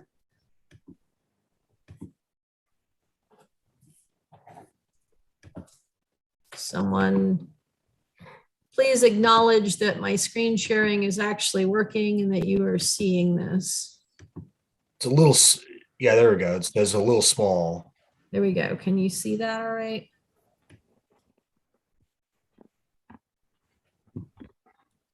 Okay. I get it blown up so large and then it's harder for me to navigate. Then I have to shrink the little pictures running down the side from the Zoom meeting. So Jumpstart, we actually met this morning, continuing to work on our plan and made some great progress. Did not get as far as we had hoped. So we have scheduled another meeting for next Monday, where we hope that we'll be able to get this finished. What we need to do is now put people responsible and get actual starting dates on our first strategy, our second strategy. We did not get to that conversation today. We spent so much time here on the first one. I will say I did steal an idea that I saw in the document from, I believe it was the Opportunity Kansas group that had added above the strategy what the goal was that they were trying to meet. And so we've added our goal. I still have the 24 to 30 college hours of credit in green because I think we need to have some conversation. Is that truly the right number? But our strategy, there are two: capitalize on programs that provide credits and industry recognized credentials for high school students. Those programs such as Excel and CTE, industry recognized certificates or credentials, etc. And then our other goal or strategy rather is expand work-based learning. I think we'll probably add a little bit more to that second strategy. So it's going to become a little bit wordier, but those are our two strategies. So looking at the action steps that we would envision, we want to identify careers that are high demand, high wage with the Department of Labor for the purpose of building pathways and identifying those industry recognized credentials. And then making sure that post-secondary, we've got that alignment from the K-12 pathway into that post-secondary ed program, that alignment is there. We will be hearing a report on November the 22nd from the Department of Labor to help us with that information. We also know that KSDE, the IT cluster, which of course is our area of focus here, that is up for review beginning here in October and completing February the 1st. So we're wanting to make sure that all of these ideas that we're talking about are being incorporated into that program review.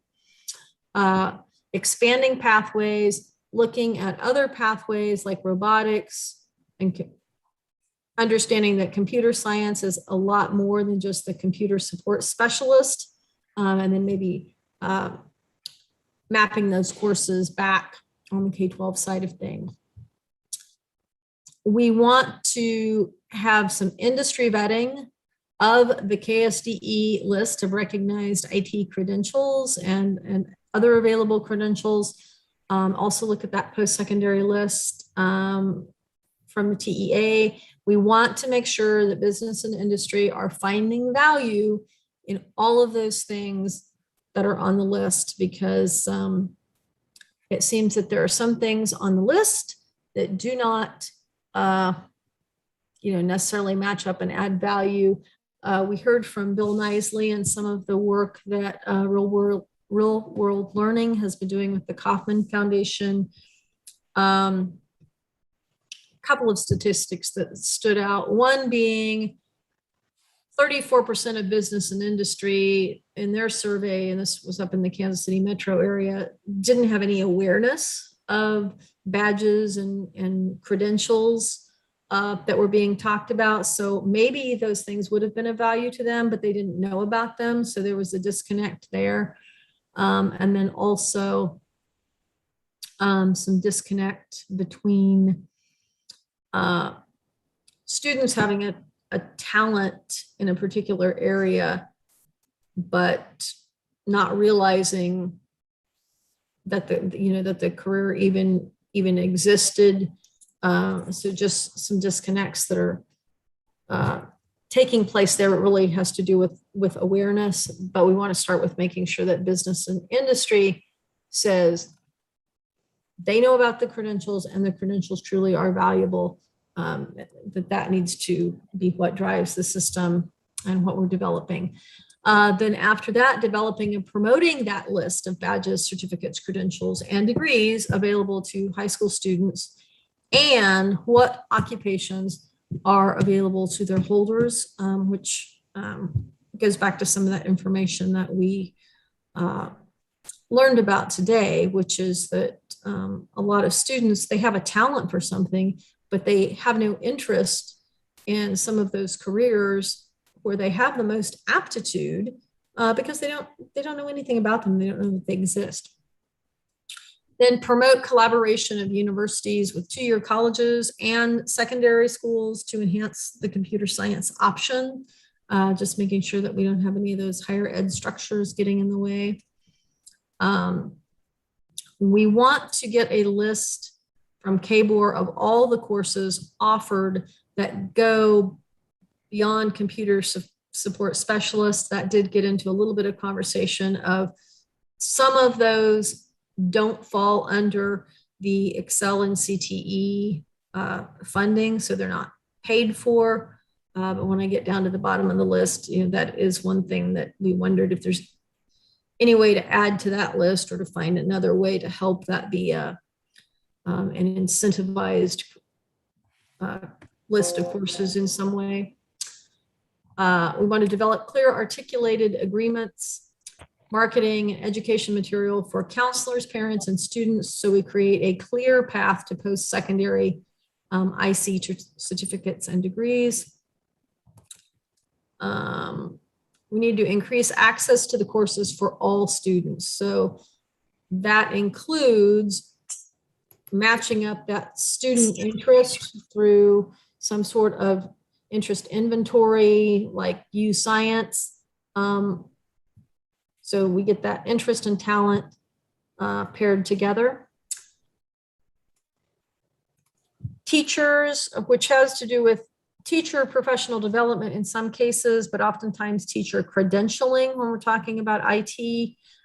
So how do we get post-secondary assistance with teacher credentialing, but also team teaching with tech colleges and community colleges? And particularly when we look at rural Kansas, STEM camp approaches, maybe a math-based lead-in with data analytics, those programs like Engineering by Design, Project Lead the Way, but finding other things that are maybe appropriate partners for some of the smaller schools and doing pilot projects with them to get that STEM-based computer technology prerequisite skills into all schools, and not just at the high school level, but down into the younger grade levels. And working with higher paths, getting that word out to parents. reduce barriers and increase opportunities to specific pathways in the IT cluster. Talking about incentive for CTE completers, credentials. Obviously, there was a monetary incentive for school districts to do that because it sort of came and went. That wasn't particularly successful. A lot of schools didn't jump on board, or then they did jump on board, and then they didn't get the funding, got burned in that. So there would have to be that promise that was going to be a long-term incentive. Just reducing the complexity of navigating the system in alignment with post-secondary. And again, for our rural students, really figuring out a better system of online enrollment, STEM camps, and just other ways that we can get those rural students engaged with IT. Mentioned the data analytics with the NC3, using a math-based approach to engage student at earlier grade levels. And then our last two things, which are more of a legislative ask for money, thinking it would be great to fund a college level math course that's appropriate for those that are in an IT pathway, maybe exploring funding for IT completers for credit that aren't currently covered by Excel and CTE, because there are some courses that are a critical part of that programming related to IT, but they aren't funded courses for high school students. I'll pause there since that's our first strategy and it's multiple action steps. See if anyone has questions or comments.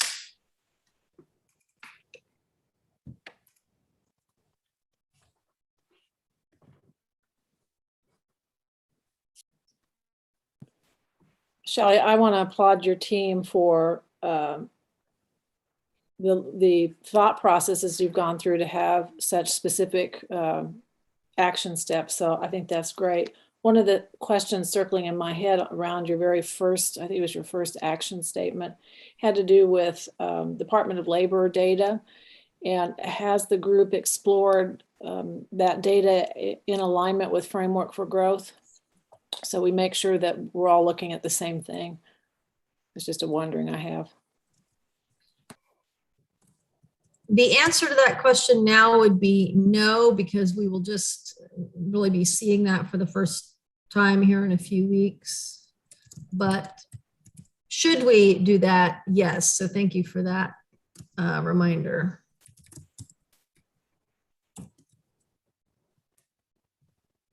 I added your comment there, Dr. Lane, so that I will not forget that. It's not really in the right box, but at least it's there. I captured it. Thank you.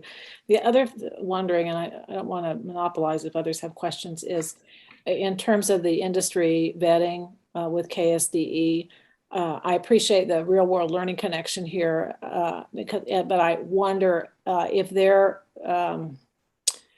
perception is going to also be what we need in Western Kansas. So it made me wonder about that, and where is CompTIA and NC3 maybe also influencing those credentials? And I agree. We looked at the real world learning simply as an example of that work being done, and understand that it would have a very different flavor outside of the Kansas City metro area.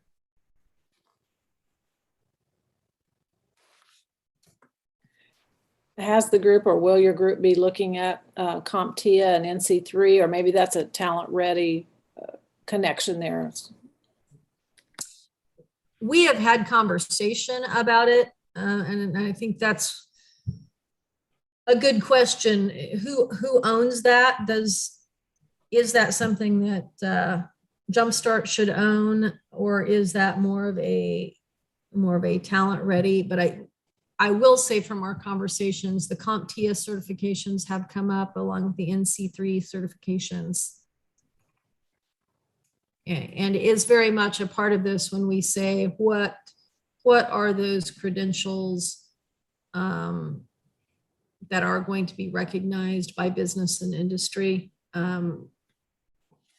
we're including those, and we certainly want to know if CompTIA makes the list, which I think it probably would, based on some of the things that that were shared just in the KC metro area and the analysis that was done. But we want to know, are those things on the list, so that then we can move them forward if those certifications are available at the high school level, which they are.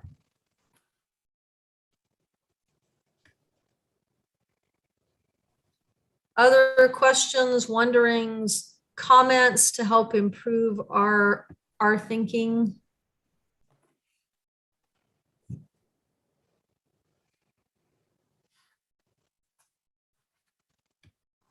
Okay, hearing none.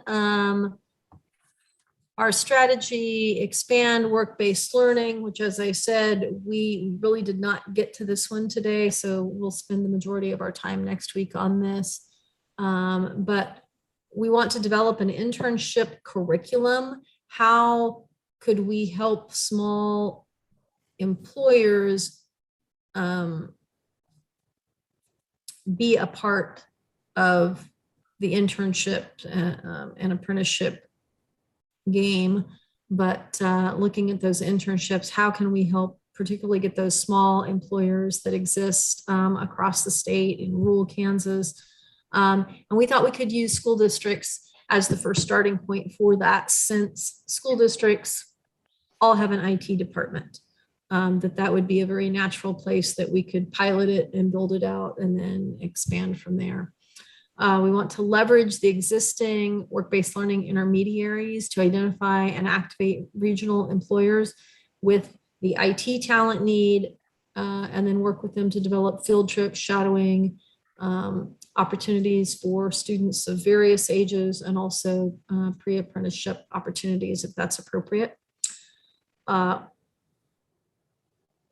about a method to show the cross-sector availability of IT careers across all the career fields. So we thought we should focus first on universal businesses that are found in all of our community, and then the transferable IT skills in the 7 career fields. So, students could see, oh, these IT careers do exist in our little area, but then if you're not wanting to stay in,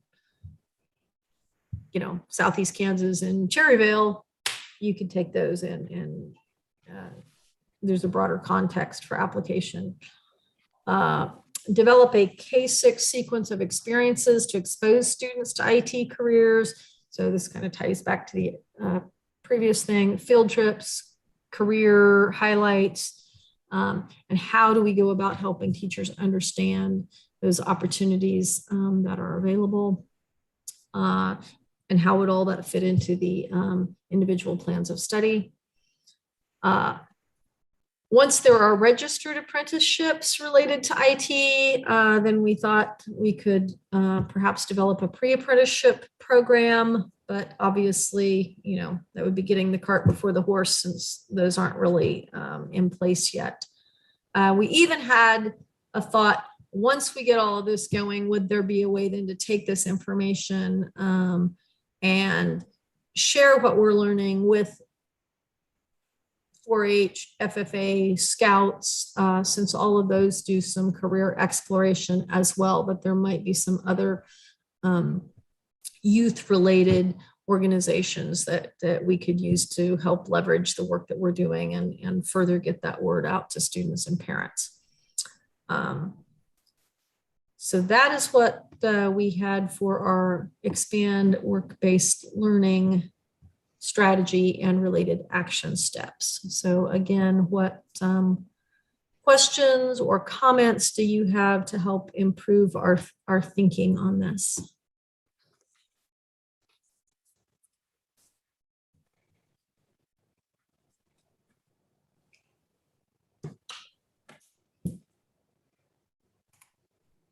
Shelley, it's Matt. I'll chime in. I'll sort of reiterate something I just typed in the chat.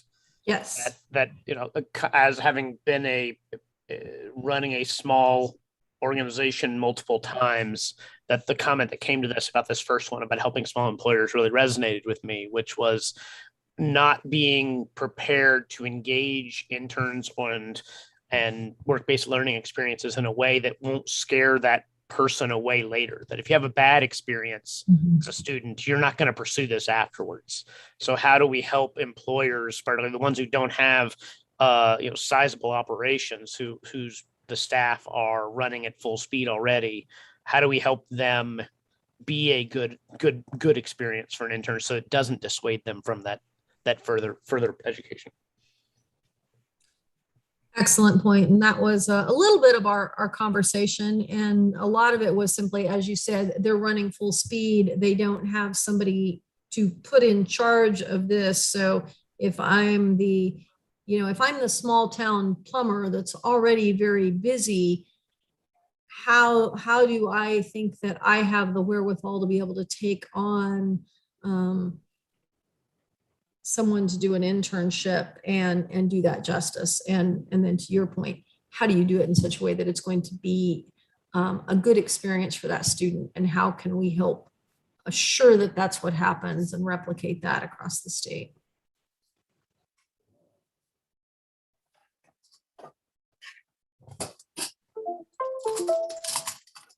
Other questions or comments?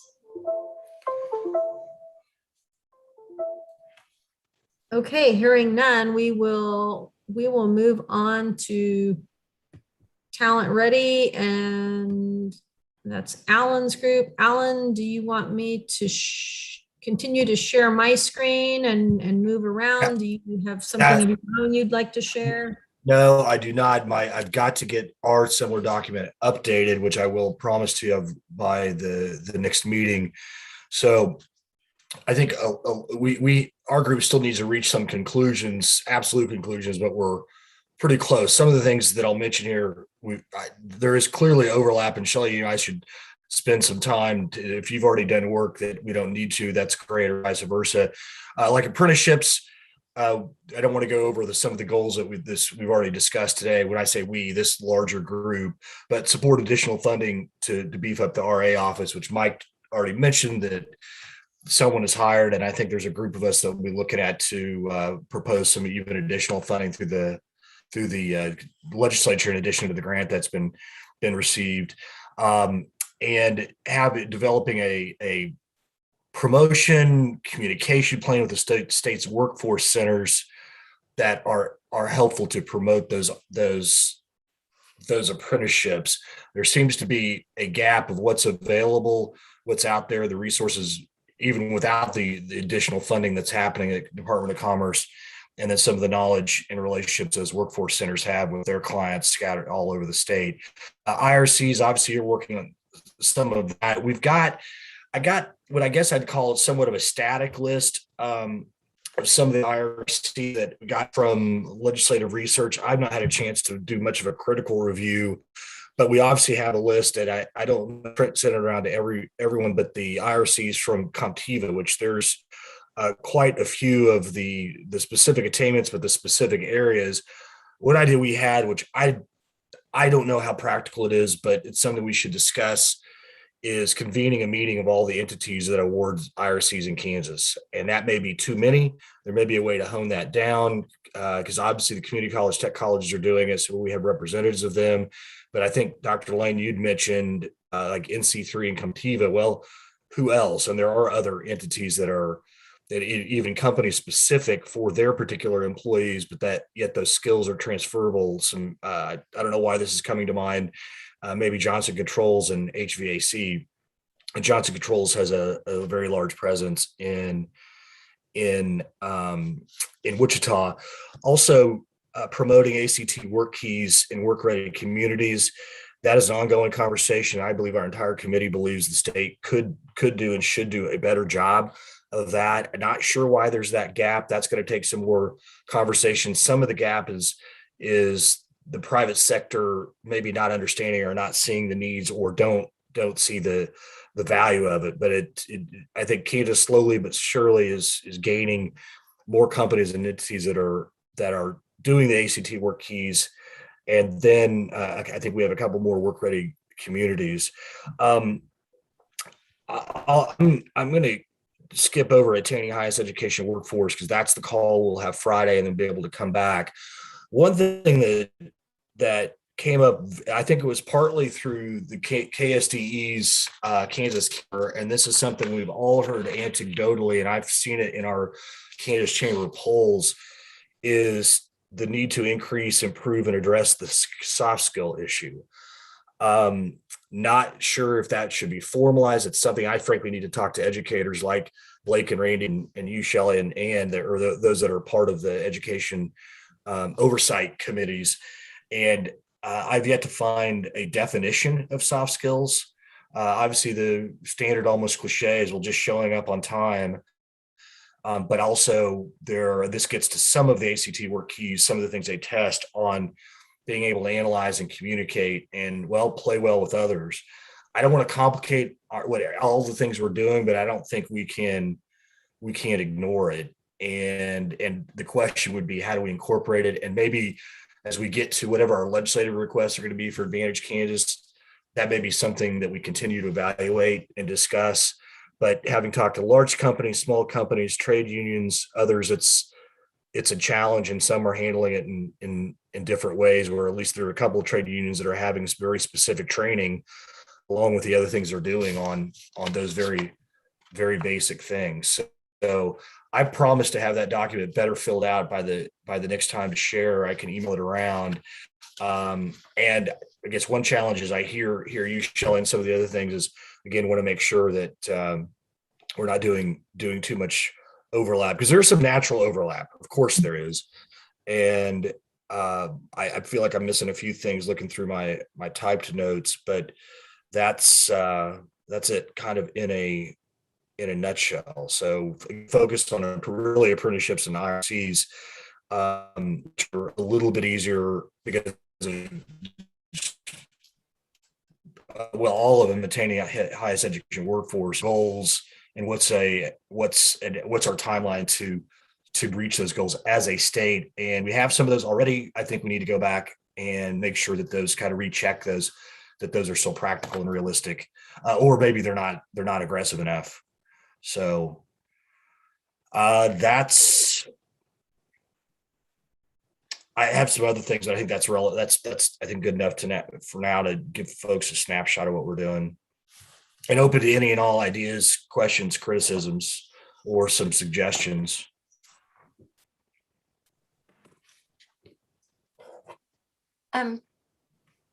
Shelley, will we be able to access what Jumpstart did this morning? Because as Alan mentioned, we've really got a lot of things laid out. We're going to make our final adoption, I think, in our Talent Ready committee, as Alan mentioned, next week. So Friday, we're going to slog through to see if we can finalize who we think should be in charge of each of these things, and put some more firm dates down on things. But as he mentioned, I'm glad we're going to spend some time today talking about the overlap, because there is a bunch, and we need to make sure, like, for example, if we're going to talk about who's doing credentials, that we're both not going out and talking to business about, what they need and that kind of thing. So, but I think next Tuesday, we're going to get ours looking really good.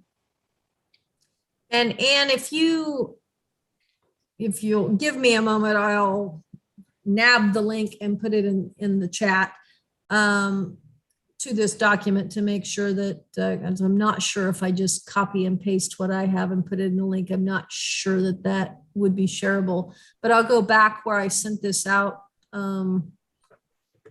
several months ago on the agenda and send it out. I'll put it in the chat box. And then with that, you have direct access to exactly what I have on the screen here, and you can contribute to it. So you can type in everything that you're wanting to add, and everybody can see it. You can see what Jumpstart has done and will be doing, and same thing with Opportunity. So when we get ours firmed up, it should be put on that document? Yes. Okay. One way or another, and you and I will figure out how to do that. I know it's not that complicated, but we'll figure it out. Yeah, Because I have ours in a separate document. The format's the similar. So yeah, you basically click on the link and it opens this document. And when you type into it, it's there for all of us to see, but I'll send it out to you. I'll drop it in the link and I'll put it in an email as we're listening to the next presentation from Opportunity Kansas. Any other questions or comments?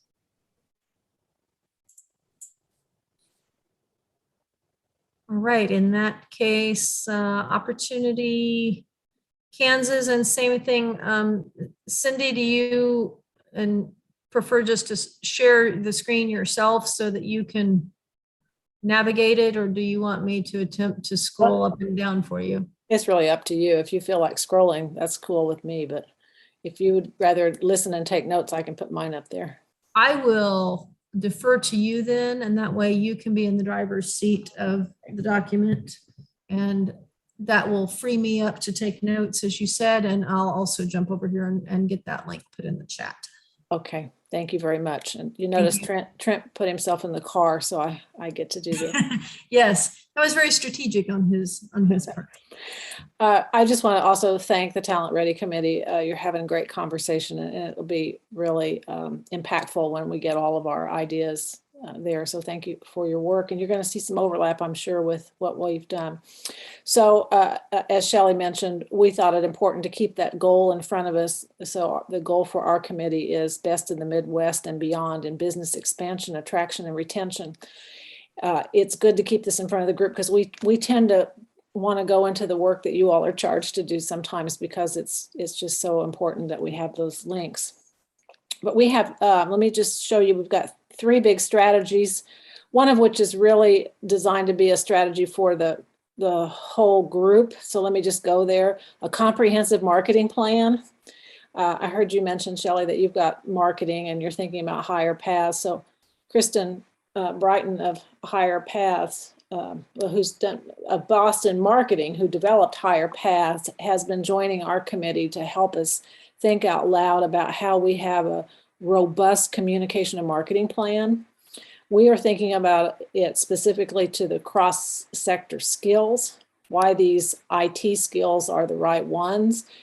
But I'd like to encourage us as a group to think about a comprehensive marketing plan that includes Jumpstart and Talent Ready key initiatives too. So the group has those 3 strategies: comprehensive marketing, job creation, and capital investment in what we label as the net importation of dollars.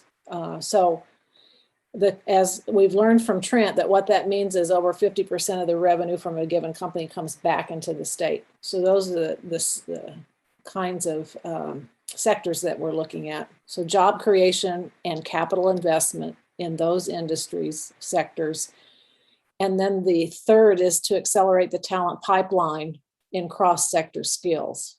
So here's where we really connect to both of the other committees as I've thought about it. So our first action step, we want to think about how to align the tiered and we use the term vocational education because Heather reminded us that that's how it's called out in legislation. So align the tiered and vocational education, public and private resources in order to increase enrollment and certificates and degrees in the most high demand CTE pathways. We want to specifically focus on computer science and information tech skills, such as those that we've called out here: data analytics, coding, networking, cyber, robotics, and artificial intelligence. We're working on a draft white paper that we can use to talk about some potential options for aligning the tiered funding. It's not ready for public dissemination, although we need to start having some conversations about whether or not we're on track or not. So the area that we have highlighted here is comparative information on public sector investment. What we're thinking about here is recommending a model that requires both public and private investment in these particular areas, but we need to do a lot more work there. And then we specifically called out collaborating with Jumpstart to make sure that we're promoting work-based learning experiences that give students opportunities in these cross-sector skill areas. So rather than calling out individual people, we've called out agencies here, and we have some general start timelines, baselines. We'll need some legislative approval, perhaps, if we make this move to adjust our funding mechanism, and a soft launch the beginning of the next school year so we can get some of these programs stood up, probably data analytics being the first one. So we don't have end dates thought through yet. We need more thinking from the other groups to know when we think we can actually have these things fully in place. Resources needed, we're going to need to reshape existing funding that's in Perkins, and perhaps reshape existing tiered funding, and think about legislative adjustments to the funding that they call vocational education funding. Our overall outcome is to increase those certification and degrees tied back to the high demand areas, is that job growth target. So I want to pause there, and I'll go through the others in a minute, but there's a lot to this strategy. I want to give a chance for other members of the committee to improve what I've said, add if I missed something, and then questions from the rest of you.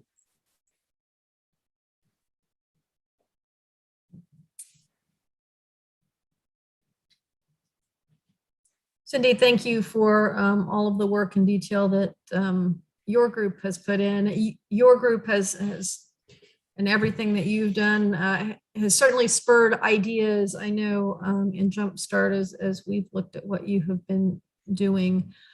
I did have a thought on the legislative adjustments to vocational educational funding. And while I think that may be one avenue, that I do have a wondering how much might things be able to be changed under the existing formula simply by KSDE looking at, what courses they say are funded or not funded, because certainly they make changes to those on a fairly regular basis, and it hasn't required, legislative action. Yeah, great point. I think that would be most desirous if we could make some changes without having to go back to the legislative body, because I know there's concerns about what that might mean. I don't know what happened there. Somebody might have just edited. Right. It looks like somebody edited something. Yeah, so just so everybody know, this is a live document. So what you're seeing is whatever you just edited there. So I don't know if other members of the team want to weigh in on this first strategy. Cindy, this is Ann Ma. It's a little small on my iPad, so I can't really read it, but the vocational funding, were you talking about for post-secondary or the 155 type funding for high school? I can help with that. Thank you. And it's the actual VE2 funding, or we used to call it, Randy Watson could help with that. It's that weighted funding. We call it 0.5 funding. Yeah. Okay. And oh, go ahead, Ann, sorry.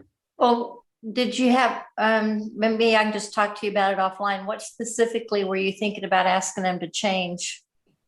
We have that in that white paper. I don't know that the committee's ready to have that widely disseminated yet until we improve it, because it's one of those ideas Ed O'Malley would label as bold. So we can share it with you, but I want to wait till the committee feels like it's ready to go out. Okay, yeah, I'd be really interested in that one because we've played around with it before, and schools will do what they're incentivized to do. So we want to be real careful with that one. Yeah, the big idea, frankly, is to have the funding targeting those high demand, high skilled jobs that are going to drive our economy. So that's kind of the big idea, and some adjustments there. Dr. Lane, I think in the committee, we also talked about things we could do right now. And that would be to perhaps change our Perkins plan Mhm. and move that Perkins plan to only funding and incenting those areas that are high demand, high wage. Right. And so as we are sitting here, I'm getting some text from some members of our team to say, add this, add that, things I didn't catch. So we've got that Perkins needs assessment over here and Perkins. So thank you for that, Dr. Flanders.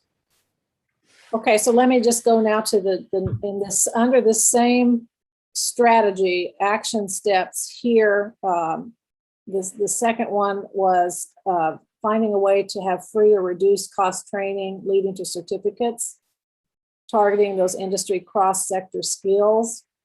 Our note here is that perhaps this is one that should be referred to talent ready, since you're focused on certificates. But we are thinking here about how do we have reduced cost, if not free training, so we can really get people excited about and involved in the cross-sector skill areas, which, just to remind you, are these data analytics, coding, etc. So I don't know if Talent Ready wants to respond to whether or not that fits there, or if you want us to keep thinking through that, we'd be glad to. Dr. Lane, this is Alan. I'm going to have to jump off, but I'll get back on a call in the car. I got to go car trip too. I think it makes sense. Why don't you and I try to find a time to connect Wednesday, Thursday, or Friday this week, possibly? But I'm sure to talk about some details, but I think that makes sense. Okay, great, Alan. Well, it is one of the things we had the Governors Association rep on last month, 2 months ago, talk about what other states are doing to provide that free training. And there's a lot going on. So yeah, whichever one wants to take that on, but one of us definitely has to. There's a lot of good ideas out there. Great. All right, I'll follow up with both of you on conversation there. The next idea here is to have curriculum and equipment grants, matches to private sector investments, to jumpstart programs, not jumpstart our committee, but to get programs moving forward. And we've highlighted Trent's name here. He hasn't been able to engage with us as a committee last time we met, but we want to hear some thinking from what would Commerce think about that, what's currently available, what's currently happening. And then engaging groups like Enterprise KC and David Franklin to understand the tech company role as part of our business engagement. Just to, once again, as I've heard the other groups talk about, validating that these ideas are going to be embraced and supported by the private sector. The last action step under this strategy is to inventory our current offerings beyond the software applications. I have to say that I think Jean's been the real champion of this, because she keeps asking, what are we currently doing? So we need to find a way to inventory what's currently being done, so we have a good idea of where we want to go to stand up badges and micro-credentials and experiences there. So that's kind of a collective effort. We wanted to get your affirmation that yes, that inventory is something that we want to do before we move it forward. We also thought it important to talk to the graduation task force about the current offerings and what they're thinking about in terms of any adjustments. And then our general outcome would be to increase the percentage of badges and micro-credentials and certificates. So this outcome ties directly to the attainment conversation that we were just having. So any reactions or thoughts on that particular set of actions on strategy 1? And to the team, if I am butchering how I'm talking about this, please jump in. Okay, second strategy is that job creation, capital investment. And the idea here is to really focus on joint investments between our higher ed partners and business and industry. So we've talked about focusing incentives on businesses that sell greater than 50% of their goods, that funding comes back in to drive that, and that we want to increase our national ranking. If you remember, our national ranking in this area is pretty darn low. So that's kind of the goal. So we need to think through this a little bit more, but how we're going to focus incentives, we need to understand what's currently being offered through commerce and what are some areas that we can advocate for. So this needs much more development. The second action step is that business and industry, university, college collaboratives. We've got some great examples of that happening in places, regions in our state, but we want to grow those where there's shared investment, shared training, and focused on job growth in those particular industries. So again, more detail to be unfolded here, but we want to build on what's working in the various regions of the state and find a way to increase those collaboratives and making sure that our tech college and community college partners are engaged as fully in this with the universities.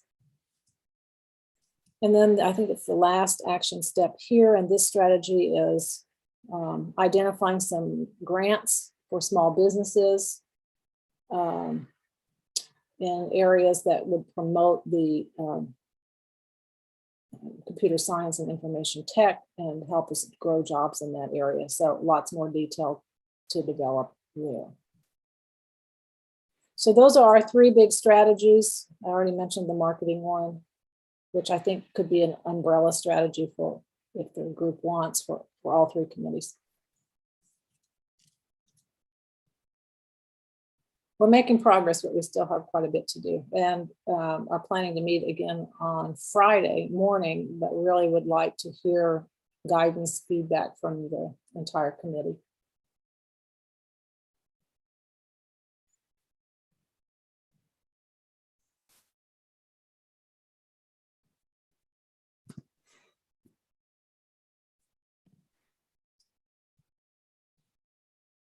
Thank you, Cindy, and thank you to all the committee members on each of our three committees who have certainly put a great deal of effort and time into developing these action steps. Since it is 3 o'clock and my alarm went off to remind me that I would be a nicer facilitator if I offered everyone a brief break, since we've been going for a couple of hours. I thought I would give people like just 5 minutes. You can step away from your computer. We'll take a brief little break and then come back and re-engage with our work and talk about where we're at bringing these pieces together, any places that we did see overlap. We talked about some of these as we went. So my watch right now says it's 3:10. So you can mute yourself, turn off your camera, step away for 5 minutes, get a drink, whatever, and then we'll come back and hit it again for the remainder of our time.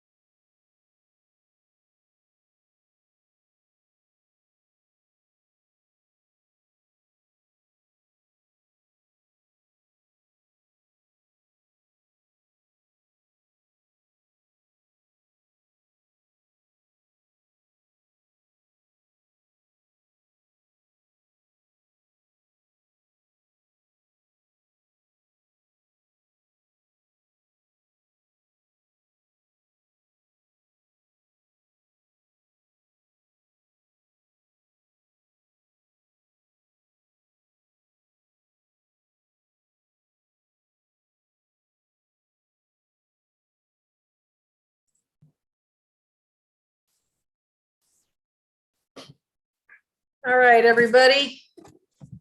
We'll dive back into our work here. So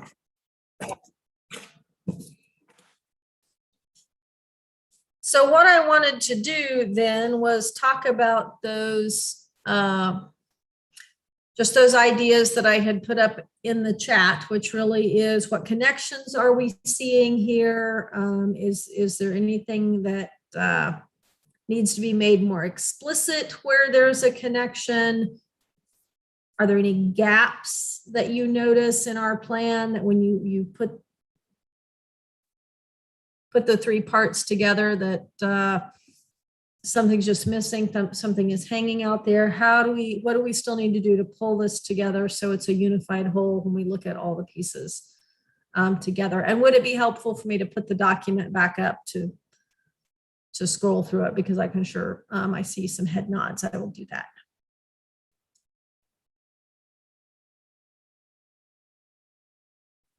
And let me make it larger so we can see it again.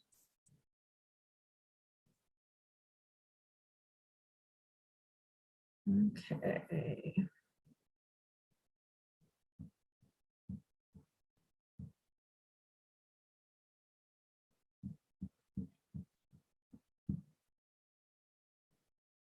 Love it when I get so many things up here, then I can't see the chat anymore. So now I have to reposition that on my screen so I can watch that. So bear with me for a moment. So what connections exist among the three subgroup strategies? In what ways could they be strengthened and made more explicit? Where might there be gaps that would hinder our success? What steps would we need to do to fill in those gaps? I will put those up again in the chat so they're the most recent thing in the chat.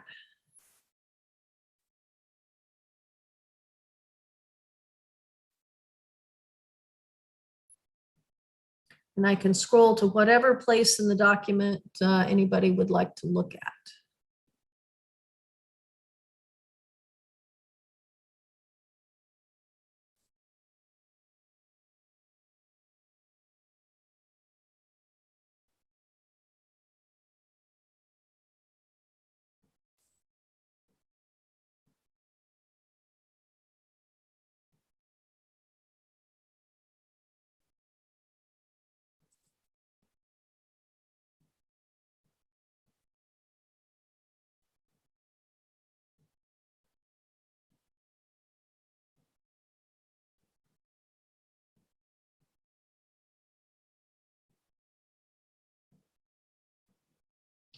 I think we pointed out a lot of the connections as we went.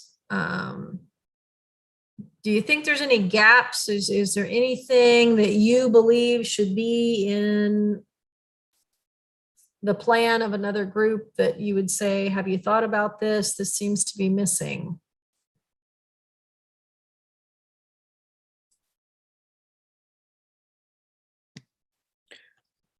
Shelley, one thing that has me wondering is the kind of the time frame as you were going through the jumpstart strategies. It appeared to me as if you're explicitly focusing on IT, but how do we send the message that we're beginning with IT, but we want to then build out to other areas moving forward? This is really just the starting point.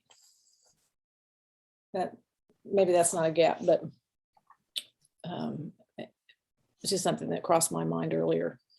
No, I think that's a good question for all of us, because we know what we're doing. Does everyone else? And we've been pretty IT focused as we wrote this in the jumpstart version of the plan, probably more so.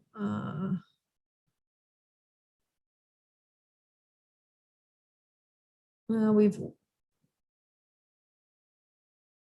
quite a few references to IT, at least in a few other places, but but you're right, some of them, there's the IT reference again. So really all of us have stayed focused with IT here. Do you think more of a broad overarching statement, or do we need to come back through? These are the action steps, so is it a broad overarching statement of how we'll expand it out into the next sectors? I mean, I think that's how we've talked about it, that IT is an urgent need. Mhm. And so we're going to learn from this. Maybe it's just a general statement before you get to the action plan that needs to be made, so that other readers know that the signature initiatives will continue to look at other areas, but we wanted to begin with this focus. I And think maybe the other members will have a different view. I think that that's very important, especially when we start talking about 0.5 funding, so that we kind of know what's the roadmap of where we're going. While our top priority right now is IT, that's not the end. And I think if people don't see that, they're going to be surprised that there's more to come. Or why did you just pick IT? And we're not just picking IT, but that's where our initial focus is. Said much better. Thank you, Randy. Yes, thank you. One of the things Dr. Lane and I have had a little bit of conversation looking at the North Carolina plan, which has a lot more narrative in it. I actually had a little bit of conversation today with Dr. Flanders about getting some assistance from KBOR staff in beginning to write some narrative to go with that. So I think that could really help with this. So my thinking on that is can put some narrative together that really encompasses a lot of this dialogue that we've had and some of the facts and figures that are the impetus behind why we're doing what we're doing, and put that with the plans so that what we're putting out there is not just what we see here, but has some of that explanation that goes along with it. Does that sound like that would work well to the rest of the group?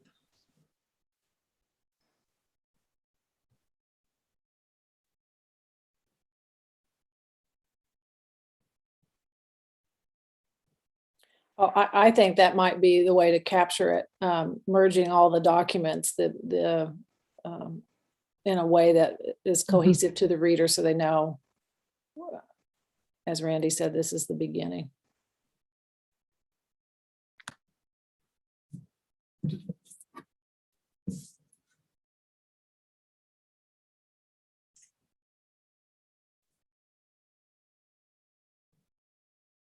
Pardon my silence while I'm writing a few notes here.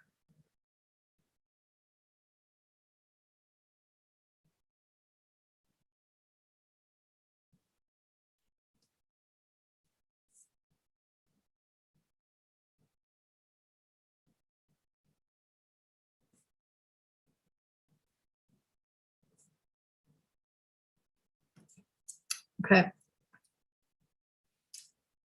Other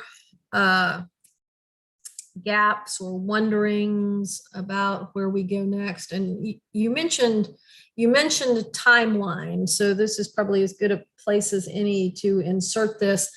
Obviously, as I've said before, we're wanting to get on the governor's agenda. I think we're getting much closer to getting a place there in November, which really makes it very urgent for all of us to try to get this wrapped up here in October, so that we have that at least draft document that we can be able to reference the work that we've put together.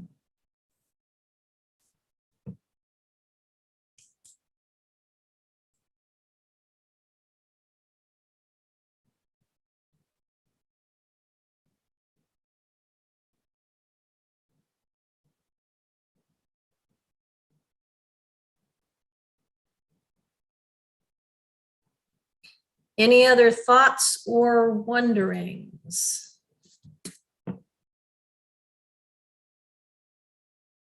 Not, the window of opportunity on this is coming to a close, and then we'll move on to our final agenda item.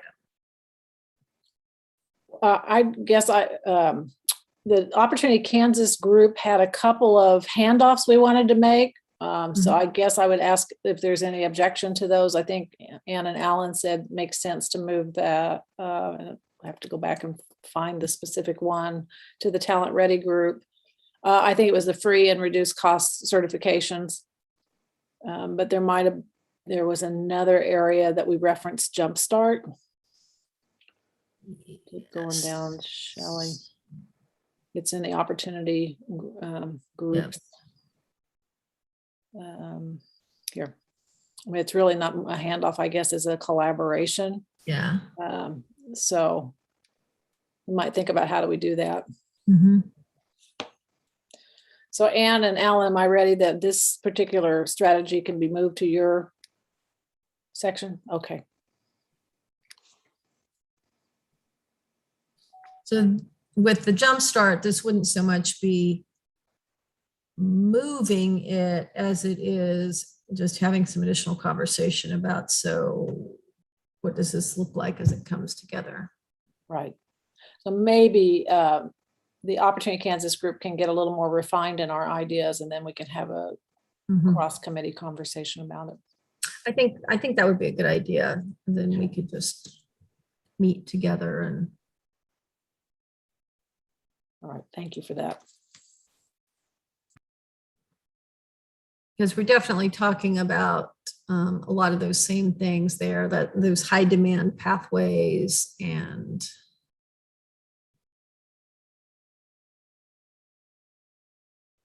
the work-based learning that goes along with it. Shelley, wasn't there one you wanted to move from Jumpstart as well? Or collaborate on it? We did have one that was collaborative. Yeah, I'm looking for it.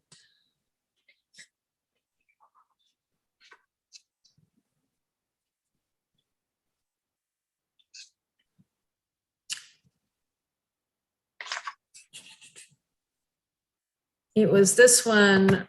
It really ties in with this one and the Department of Labor one above it, but it's, as we're talking about making sure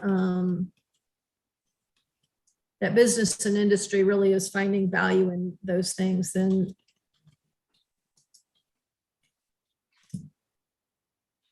I think that would require some collaboration with Opportunity Kansas.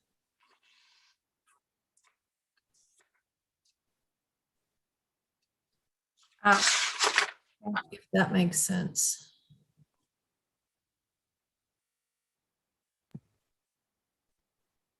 I think did you mean Talent Ready? I guess we all three have it because we've got Align certifications. Yeah, I mean, you're talking here about high demand. So it's really all three. All three. It really is all three. So that may be one large collaborative group. Yeah, we should, maybe the team leaders talk about that, because I think Alan mentioned we were talking about having a get together of folks who do these certifications, and we're also going to develop a list. So that could all come together. Yeah, that could come together. Thank you, Ann.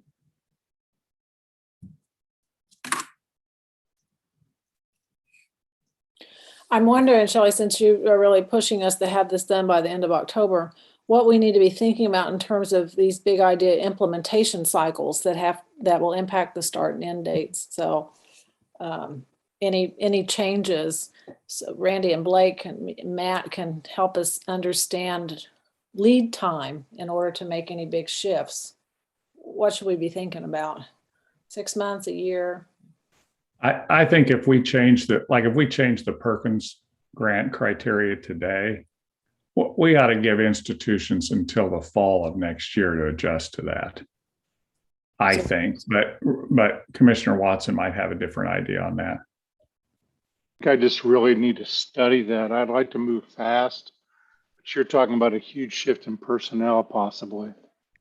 And so I just need to see, as we're thinking about what are we going to, if we're going to increase money in certain areas, what are we going to do in other areas? And maybe Stacy's analyzed that really a great deal. So I just haven't seen it. So I think you're going to need to, bare minimum, whenever this does happen, you're going to need at least two full terms and probably 3 before you can even start to see it ripple into the way budgeting gets done and personnel assignments get done and all the rest. So I think Blake's right. If you did it today, maybe you could get it for fall next year.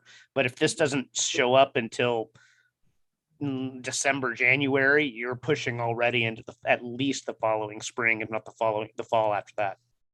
For the Perkins funding, we're coming off of our work-based learning pilot right now. And we will be able to free up at least $350,000 that we could put into the next competitive grant cycle starting July 1st. And so we could get schools started writing their competitive regional bids around computer science, whatever we want that to look like. And they could do that writing this spring. And then those grant dollars would be awarded July 1. We can do that easy without any significant changes because our work-based learning pilot is ending. And that's on the reserve side. The bigger side of our Perkins grants has a pretty significant impact for our 6A schools, but it's not going to be much of a lever on the 1, 2, and 3A schools that you want to see really have access to some of those opportunities. Typically, those schools, their main Perkins grant award is $1,500. Stacy, that I agree. Perkins is the easy way, but that's not where the money is. The money is in 0.5 funding, right? Yeah, I mean, that's what school districts are going to go, show me where the 0.5 funding is, and that's going to move me. But if I've got someone teaching hospitality and tourism or web design, and we shift that, have you thought about that? And maybe we're way ahead of ourselves, Well, Dr. Lane. I think if that happens, it's like Matt suggested, that it'll be feathered in over time. It's probably less likely next fall than it is the fall after, but it would have to happen pretty quick so we could get notice in front of those school districts because they've got money invested in equipment. And the more transition time, the less pushback maybe. Sorry. No, I was just going to say, and right now we're really only working on ideas about IT. We certainly can't direct that whole .5 to IT, and we haven't done the research on all the other clusters. But anyway. Yeah, We- and we that's a do good have- point. Oh, go ahead. No, you finish, Blake, and I'll jump in. We do have some pretty significant data around what probably needs to be excluded. And that's something I think we could make those decisions on now and then put a timeline in place. If you made the decision now, you could say, hey, this isn't going to come until next fall for you. Or if you wanted to have a longer timeline, it just gives us less. It just cuts our urgency down. But you could say, well, it'd be a year and a half or something like that. I think the key is to get those decisions, as long as they're well researched, get those decisions made so that districts and colleges know that that's coming. We have a model that we've used at the Kansas Post-Secondary Technical Education Authority, and the institutions are kind of used to it now, where we roll programs out of the tiered funding line, and it'd be just like the weighting. And then we give time, obviously you don't pull the rug out from under somebody in a month, you give them time then to make that adjustment. Yep. Don't we right now, and Randy and Stacy, you can confirm this, doesn't the .5 funding only go to the courses that are in the career paths that are technical level or application level?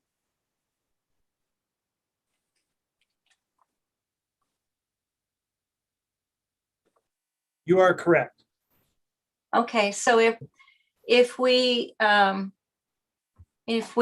change that, then we're really changing, what career paths we want them to offer, which may be fine. But man, we really need to think that one through. So I'll be interested to see what the committee who's been thinking about it is thinking about it.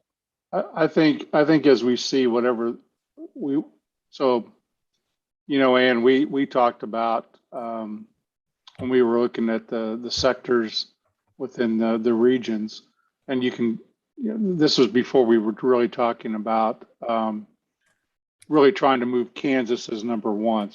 So you would have healthcare in there, and you would have education in there because they were high wage, high demand. But we had talked about that, and you end up with 6 or 7 sectors across all of Kansas, with some regions being higher in certain areas than others.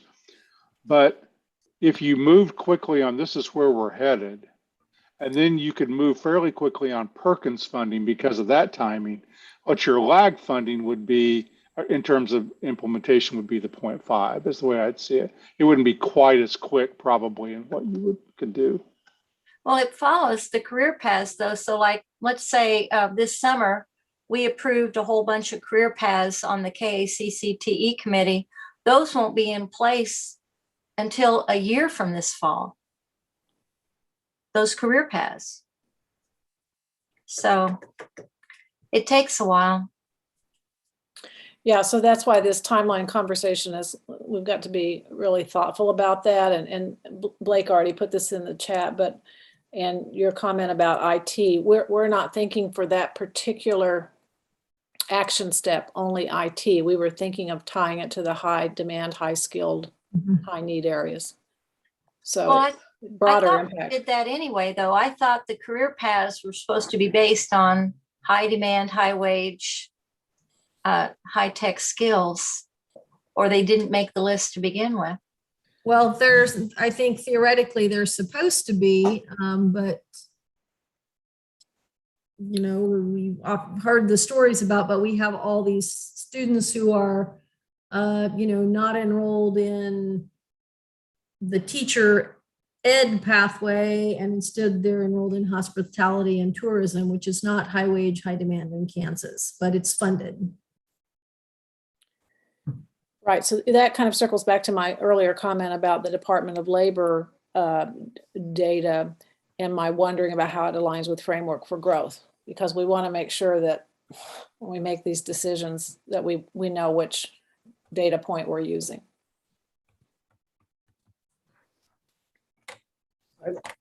And as far as, timeline, when I say we need to be getting this firmed up as we're going into November, to define firmed up means we've got our big ideas in place, and the group can argue with me if you feel the timeline is not right, but with legislative season just around the bend, elections, all of those things, I would think if we don't have our big ideas ready to take to the governor and advocate for, so this is what we're thinking, even though we may still have some fine tuning to do, I don't think we'll have much chance of getting anything accomplished that needs the governor's support or any sort of legislative intervention, if there are such things that emerge on the list.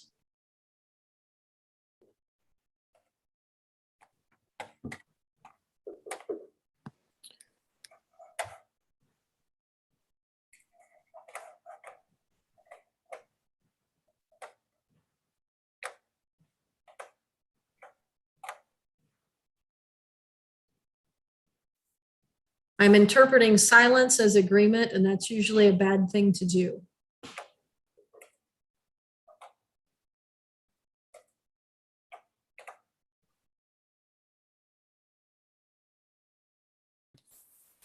I'll just trying to hold back my airtime, but I wonder if Commissioner Watson, President Flanders, and Zach could weigh in on how some of these ideas might impact legislative platforms and advocating to the governor for financial support. Our timeline for that. So our board has been working on their legislative priorities since August. They generally have those done, but they're meeting with key legislators on Wednesday, so of this week, to jointly try to finalize those priorities. So that's kind of the time frame that the state board has in working on it. And they certainly have attainment such as post-secondary attainment. What they don't have are the specifics here related to changing possibly of funding of priorities. Our budget's been submitted. I would say timeline wise, candidly, we better have something in a week and a half to 2 weeks. I would agree with Blake's thought on, or sorry, Dr. Flanders' thought on that. The earlier, the better. I think there is some, for our office's standpoint, there is a little bit of time, I think, that is still out there that things like this could come in, but we're getting tighter on it as we speak. So I would say mid-November to late November as the latest.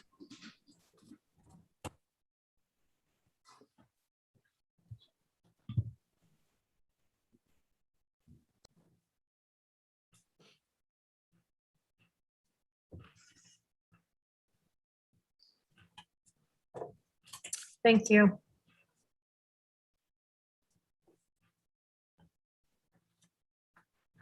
Just to let you know, also, some of the internal workings of the state board, they have a task force right now on graduation requirements. So I'll stay on computer science. As you know, that's been introduced as a bill for graduation requirements. They have subcommittees right now working within the task force. One of those is what courses should be added or deleted and how should that look.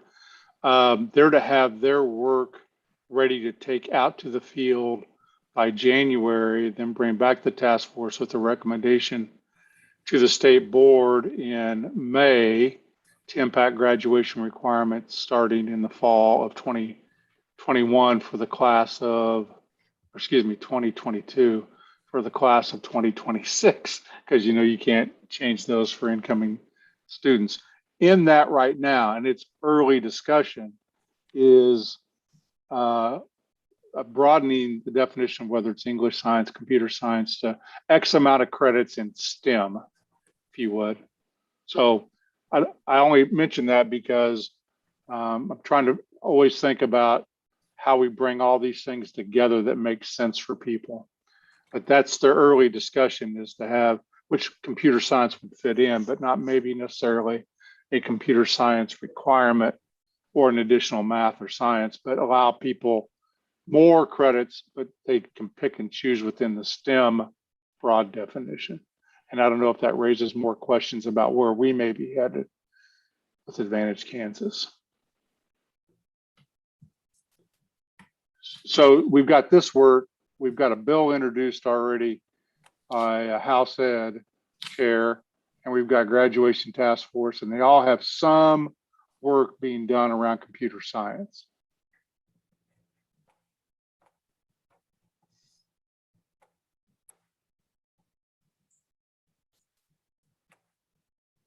And I think you said something, but you were muted. I'm sorry.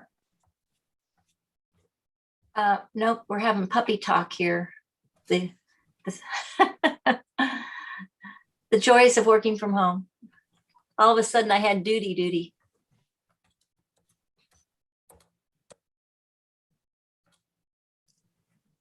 Thank you, Randy.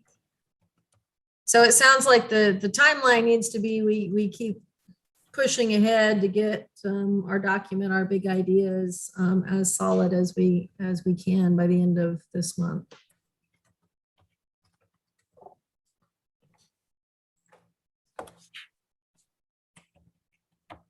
All right, any other comments on this plan before we shift gears and talk about our deliverable that we were charged with, comprehensive assessment of resources?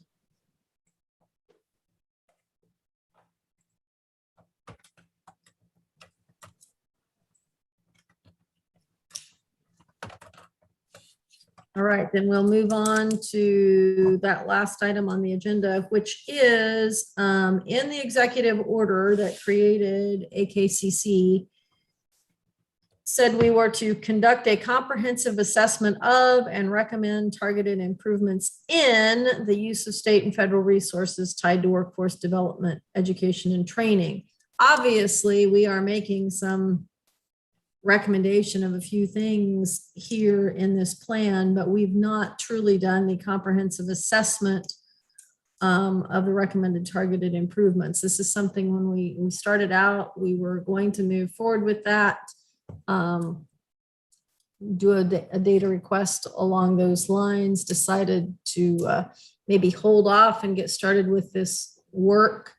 So the first thing that came out of AKCC was not, show me the money, which we thought would have been a real turnoff to people before they knew what our actual intents were. But we definitely need to come back to this. It's not something that we should forget about, since it was something that the governor requested. So we need to talk a bit about how might we go about undertaking that task. And so I'd be really interested to hear how Zach thinks that might be done. Of course, Blake, Randy, certainly if Trent is still on here, but I'm not sure if he is or not. Trent's trying to connect. Okay. Well, Shelley, I know you haven't seen it yet, but one of the things on the Talent Ready list is to get a list of all the funding sources for training. Who's paying for it? What's out there right now? So we may be taking care of part of that in our goals. Because I don't think anybody has their arms all around who's paying for training right now and what funding sources are available. And I think that is definitely what the intent of this comprehensive assessment would be. So I think as long as that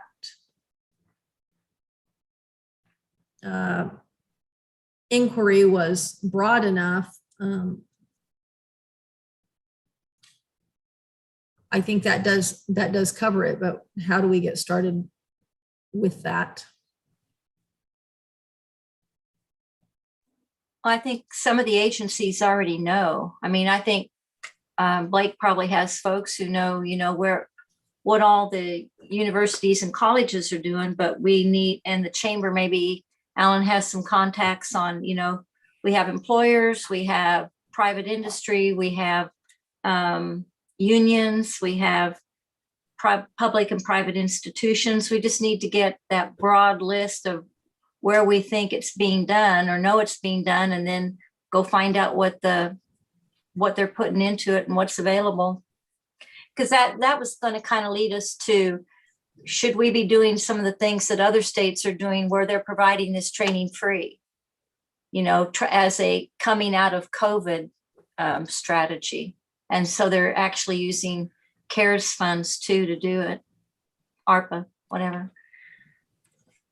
I think perhaps as we look at the resources, we should look at three different buckets: state resource, federal resource, and private sector.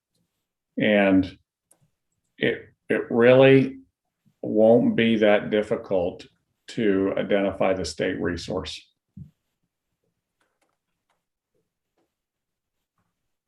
So how might we go about identifying federal and private sector? And I wish, I hope Trent is able to connect and get back on. The private sector will be a little more difficult. It'll be a little bit of a guess.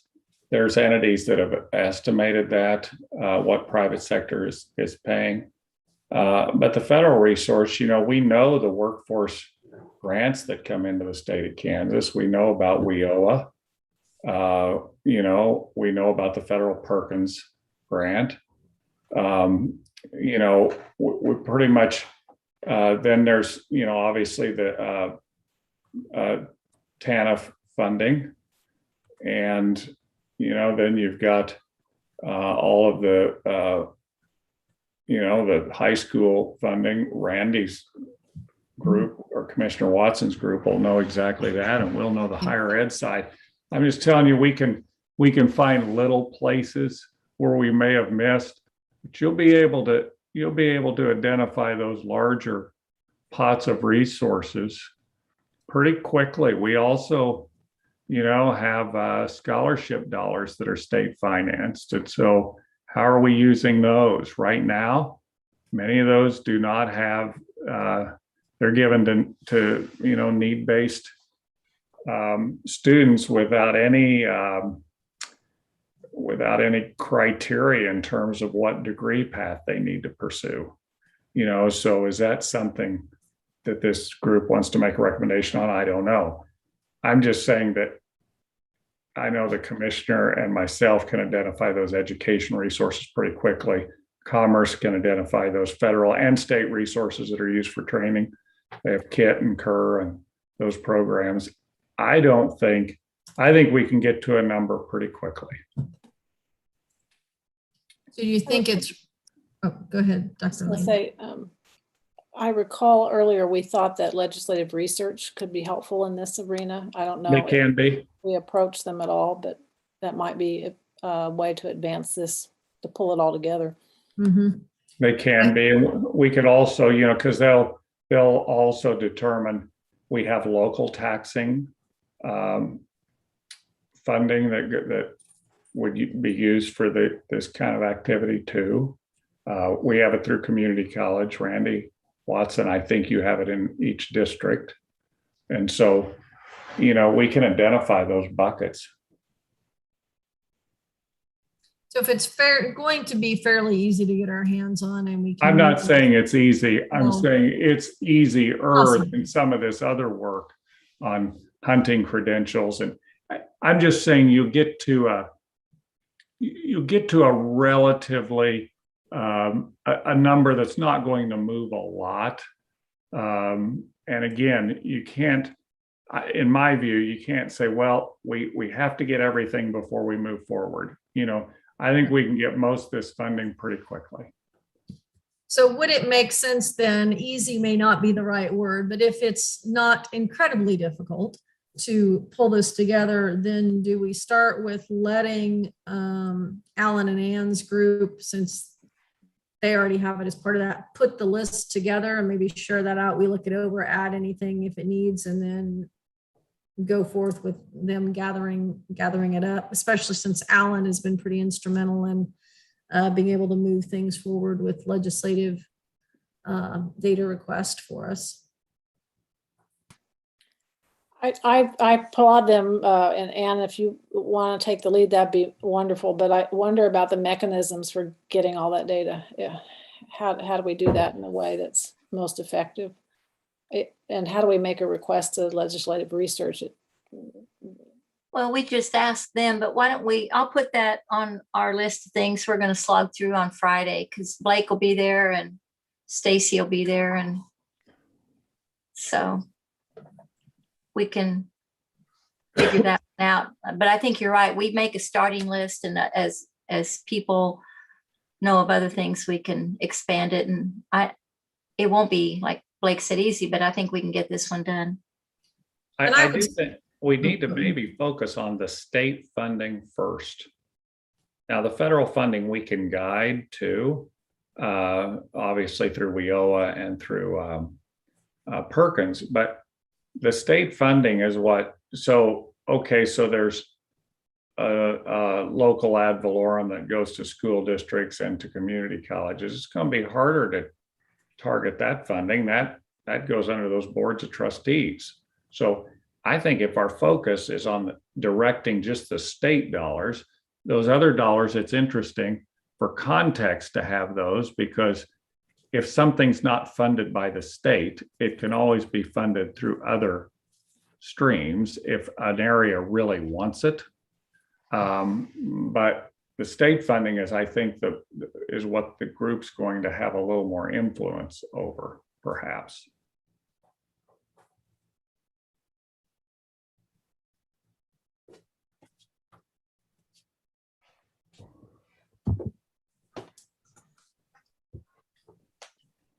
Well, as I look back at this, we talked about the 3 buckets and the private sector, but the private sector actually is not listed on the request in the executive order. It says state and federal resources. So that 3rd bucket comes off the list, even though it's important, and down the road, maybe we do want to have some understanding of it, but given what we can control, and what has been asked of us, that bucket actually wasn't listed. And I wonder if the intent here is so that the governor and legislative bodies that control that funding can think about how to redirect it. So therefore the local money, as Blake's pointed out, we wouldn't be looking at because that's not under their purview. Yeah, we can't control that, but certainly the state and to some extent federal could be. I would say you're absolutely right, Cindy, as far as the reason for the governor's interest in it is for exactly that purpose.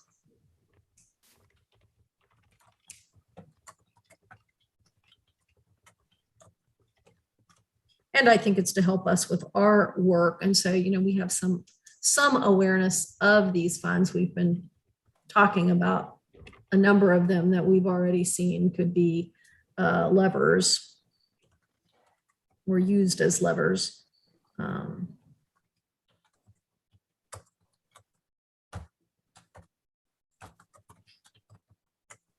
So I guess we'll leave that, Anne, with you to bring up in your meeting to talk about, and then let us know what we need to do with that. It would seem like it would be fairly easy to make that request of KSDE and KBOR, how those state funds are being received there, and then hopefully Trent could be helpful. Yes, because that would include the DOT-5 funding too, wouldn't it? Mm-hmm.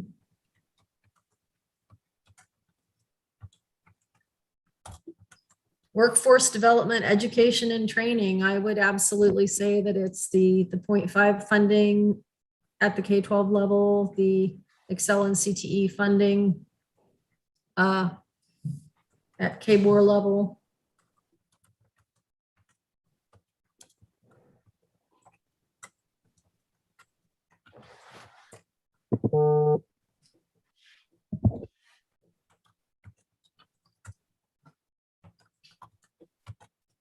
Blake, do you think that that would also include any kind of tuition dollars? Scholarships? Yeah, I think it could. We'd want to talk about that. I guess where I'm coming from on that is if the state chose not to fund a certain program, but a local institution or district wanted to continue to offer that, I think what those other funding streams show is that you do have that avenue. You could fund that either with the local ad valorem funding, you could fund it with all different kinds of funding streams. It doesn't necessarily have to always be, the state can use their funding to prioritize these programs. So that's where the value is in seeing all of the funding streams. So we can provide those. We have a data book with all the funding in that, and it's already all collected. I'm sure that Commissioner Watson has it too.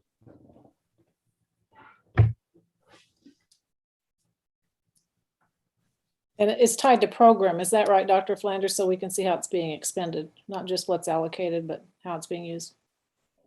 Yeah, we can funnel it through the tiered, and you can see how it doesn't mean that a college is using it exactly that way, but you can see how it's kind of how it built. we don't know on the scholarships. I mean, those scholarships, and I believe independent colleges participate in that as well. Those aren't geared towards any, like the comp grant's not geared towards any majors. No, that's correct. It is essentially the state's Pell Grant. So it is need-based. You have to be a Kansas resident and have economic need. There are no other statutory stipulations there.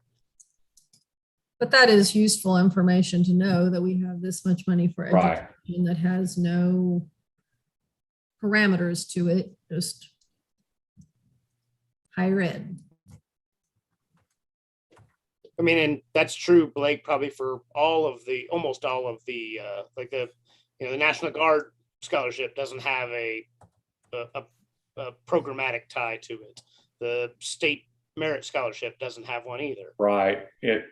That traditionally, we have not been strategic on those need-based scholarships generally at the state level, and except for the ones, for medical students and those kind of things. But generally, they've been relatively, unmarked that way. And Blake, like the money that we've received into the system from the state for the engineering programming, how? Now that has to go to engineering, and Right, but that would be captured in this. Yeah, and it has to be matched, but.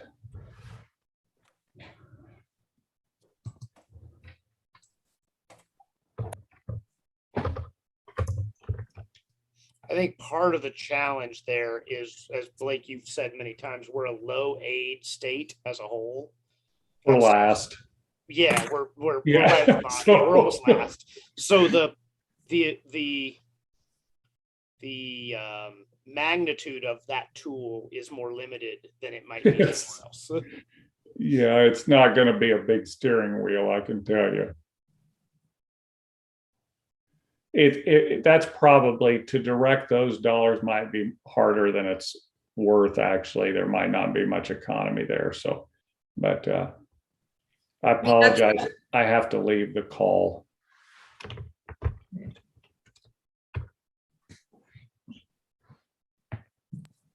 We can get that information though. All right, thank you, Blake. Thanks.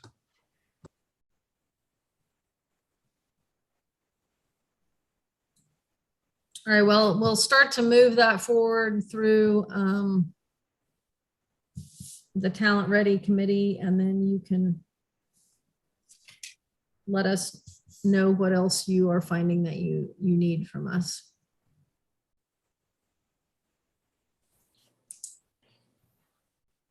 Shelley, I might throw on Cindy, I might throw another note in on that last bit. Is one of the things we've talked about several times as we read through the various research is essentially we can't grow ourselves out of some of these challenges, that we're going to have to be bringing talent either in or back, and that the college aid tools may be something we can look at to use. Right now they're limited to only to Kansans. Do we want to broaden that to use them to recruit Kansan out of state folks to come in these fields? Mm-hmm. Right? Because we know from the demographics in the study that we're not going to be able to just grow our own here. That's a great point. So it's not only knowing how we're using our state and federal funds, but what have been the outcomes tied to that. So right. I think this is a huge lift. I appreciate Ann and Alan taking some lead on it. It's a huge lift to really get underneath. I mean, we can get the amounts. So-and-so department has this amount. They'll share that. But what has been the return on that investment? That's the real question. And we have Pittsburgh and Wichita and others are able to offer in-state tuition, which is essentially offering scholarships to out-of-state students, either in the sort of the Dallas corridor for Wichita State, or in the sort of quad state area for Pittsburgh. Are those leading to those kinds of outcomes that we want in workforce as well? I mean, that's a little bit trickier to, it's sort of counterfactual in the way you're trying to track it, but the question is probably still there. I think you're right. So we've got to figure out how to capture all of that. That's why I wonder if having legislative research get engaged in this would give us a more comprehensive view. I don't know. Maybe it would be worth spending some time in the upcoming meeting generating all the questions that we have that tied to funding. I don't know that we did that, Shelley, but maybe that would be helpful. And then we'll know what specifically to ask for. So I don't think Matt, the issue Matt just raised would be a natural surfacing. Yeah, that's just, I was writing some notes down because absolutely we could know we spent this much money in scholarships, but if you don't realize most of them, they weren't able to go to out-of-state students, therefore they didn't bring any students in. Here are some examples though of where we were able to incentivize bringing in out-of-state students. Do we know if they stayed in Kansas? Are they still part of the workforce, or did they come take advantage of our wonderful institutions and affordable tuition rates and whatever incentive we gave them, and they hot-footed it back to Louisiana or wherever.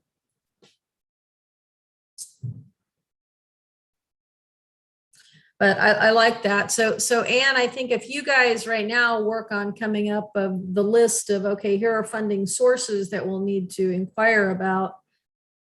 And at our next meeting, we can also then generate, so what are the questions that we want to raise around these places that the money is going? That would give us a comprehensive look.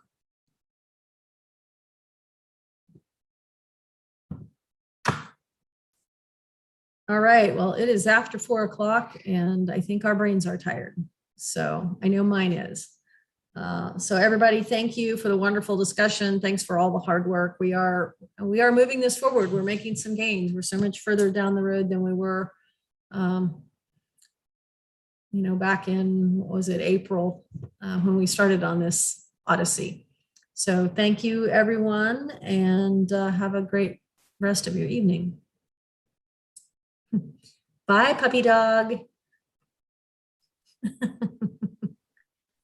Rosie, this is Rosie. Hi, Rosie.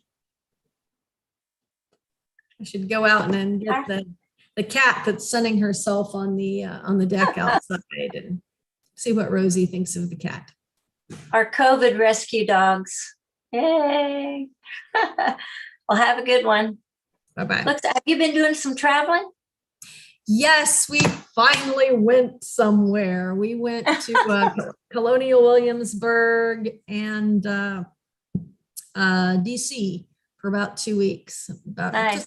just about a week each, a week in Williamsburg, and I think like 5 days in DC. And it was so nice just to be out and somewhere new. And yeah. Well, we really struggled with whether or not we should really go, but we had a river cruise and some travel in Germany planned for a year ago. And we thought, man, is it safe to go? But I tell you what, we went, and I think I was safer in Europe than I was here. You couldn't even go sit down in a restaurant without showing them your vaccination card. Yeah, I read that on your face. Was that a Viking cruise that you went on? Yeah, we did a Viking cruise, and we rented a car and drove up and saw some relatives. Fun. So it was cool. Now my hubby wants to get the RV out and go somewhere. So that's next. Well, our next big adventure, and this one I'm really questioning, are we crazy to want to go there? And you're probably like us, you've got all this travel you had booked that you had to rebook, and yeah, here it is. So in about a week and a half, we're supposed to go to St. Martin for a week. Oh yeah. And I don't know, probably 3 weeks ago, they put St. Martin on the CDC. Oh. You probably ought not to travel here list. Yikes. Well, look at the United States. Are they much better? So anyway, I looked up their COVID rate of positivity per 100,000, and I looked it up in our county. Okay, theirs is quite a bit higher, but then I know what the number of cases are that they had at the high school where my husband goes and subs. I'm like, Yeah. okay, well, if you think about whole population and you think about, well, where's a place that my husband's been going all the time? I'm like, no, the high school is about the same. And I thought, okay, so what are we Yeah. going? We're going to fly on the airplane. Everybody who gets on the plane had to pass a COVID test within, a short window. I know that's not foolproof. Everybody's got to wear a mask. I'm like, okay, Well, we we're had gonna to- land, go through the airport, and we're going to check into the hotel, buy groceries because we've got a kitchen, Yeah. a condo. Oh, okay. I'm like, we're not going to be hanging out at the bars No. and stuff, and then we're going to sit on the beach away from people. Oh, I'd go. I mean, unless We're you're going. hanging out in restaurants and stuff, I wouldn't even worry about it. If you want me, I can send you. One thing we did find in Europe is really cheap. Do at home COVID tests. Like they were €1 each. Wow. So I had my cousin over there send me 30 of them. But anyway, wow. if you want a couple to take with you, I'll send them to you. No, I'm just, when we get back, we'll kind of quarantine and stay away from people for a few days and make sure we're okay. We're going to talk to our doctor and see if she thinks after a few days when we get back, if we should get tested Yeah. just to make sure. But Well, that was just, well, when you come, if that's out of the United States, technically to get back in, you're going to have a negative test Yep, to get back in. we've got to get a test before we come back. And I Mhm. think the CDC advises that then you should, like within 3 days of returning or something, that you should go get another. Get test. another one. That was the trickiest part. I mean, they were doing tests all over Germany, but to make sure we had the paper in hand within 48 hours of the time we got on the plane, that took a whole morning to get done. So anyway, you'll have a blast. It'll be Well, fun. I'm looking forward to it. And then we're supposed to go to Antarctica in December, but we got an email Friday that said, oh gosh, because of COVID and they were refurbing the ship. Well, because of delays in supply and stuff, the ship's not going to be done. We're canceling that, not all of our cruises, but just on that ship because the ship's not going to be finished. But our travel agent, God bless her, she was able to get us booked on another cruise. Oh, Same line. I told Bob, so you've basically, the cruises they canceled, you've got probably 600 people disappointed trying to book this cruise that is a very limited number of them. I thought, this is crazy. We're going to go in January, same cruise line and even a little bit better cabin, and who are you going with? at Silver Sea. I've never been on a Silver Sea cruise before. They say they're quite lovely. So, Well, we were supposed to go with OAT to Antarctica January of this year, and then that all got canceled, and we haven't even started to figure out about that one again. But Antarctica's on the list, so we'll get there one of these days. I've never heard of OAT. Who is Overseas Adventure Travels, and they go everywhere. I've interesting? only heard good things about them. That's why we picked them, because they do Australia and Africa, all kinds of places. Well, the puppies want to go see daddy, so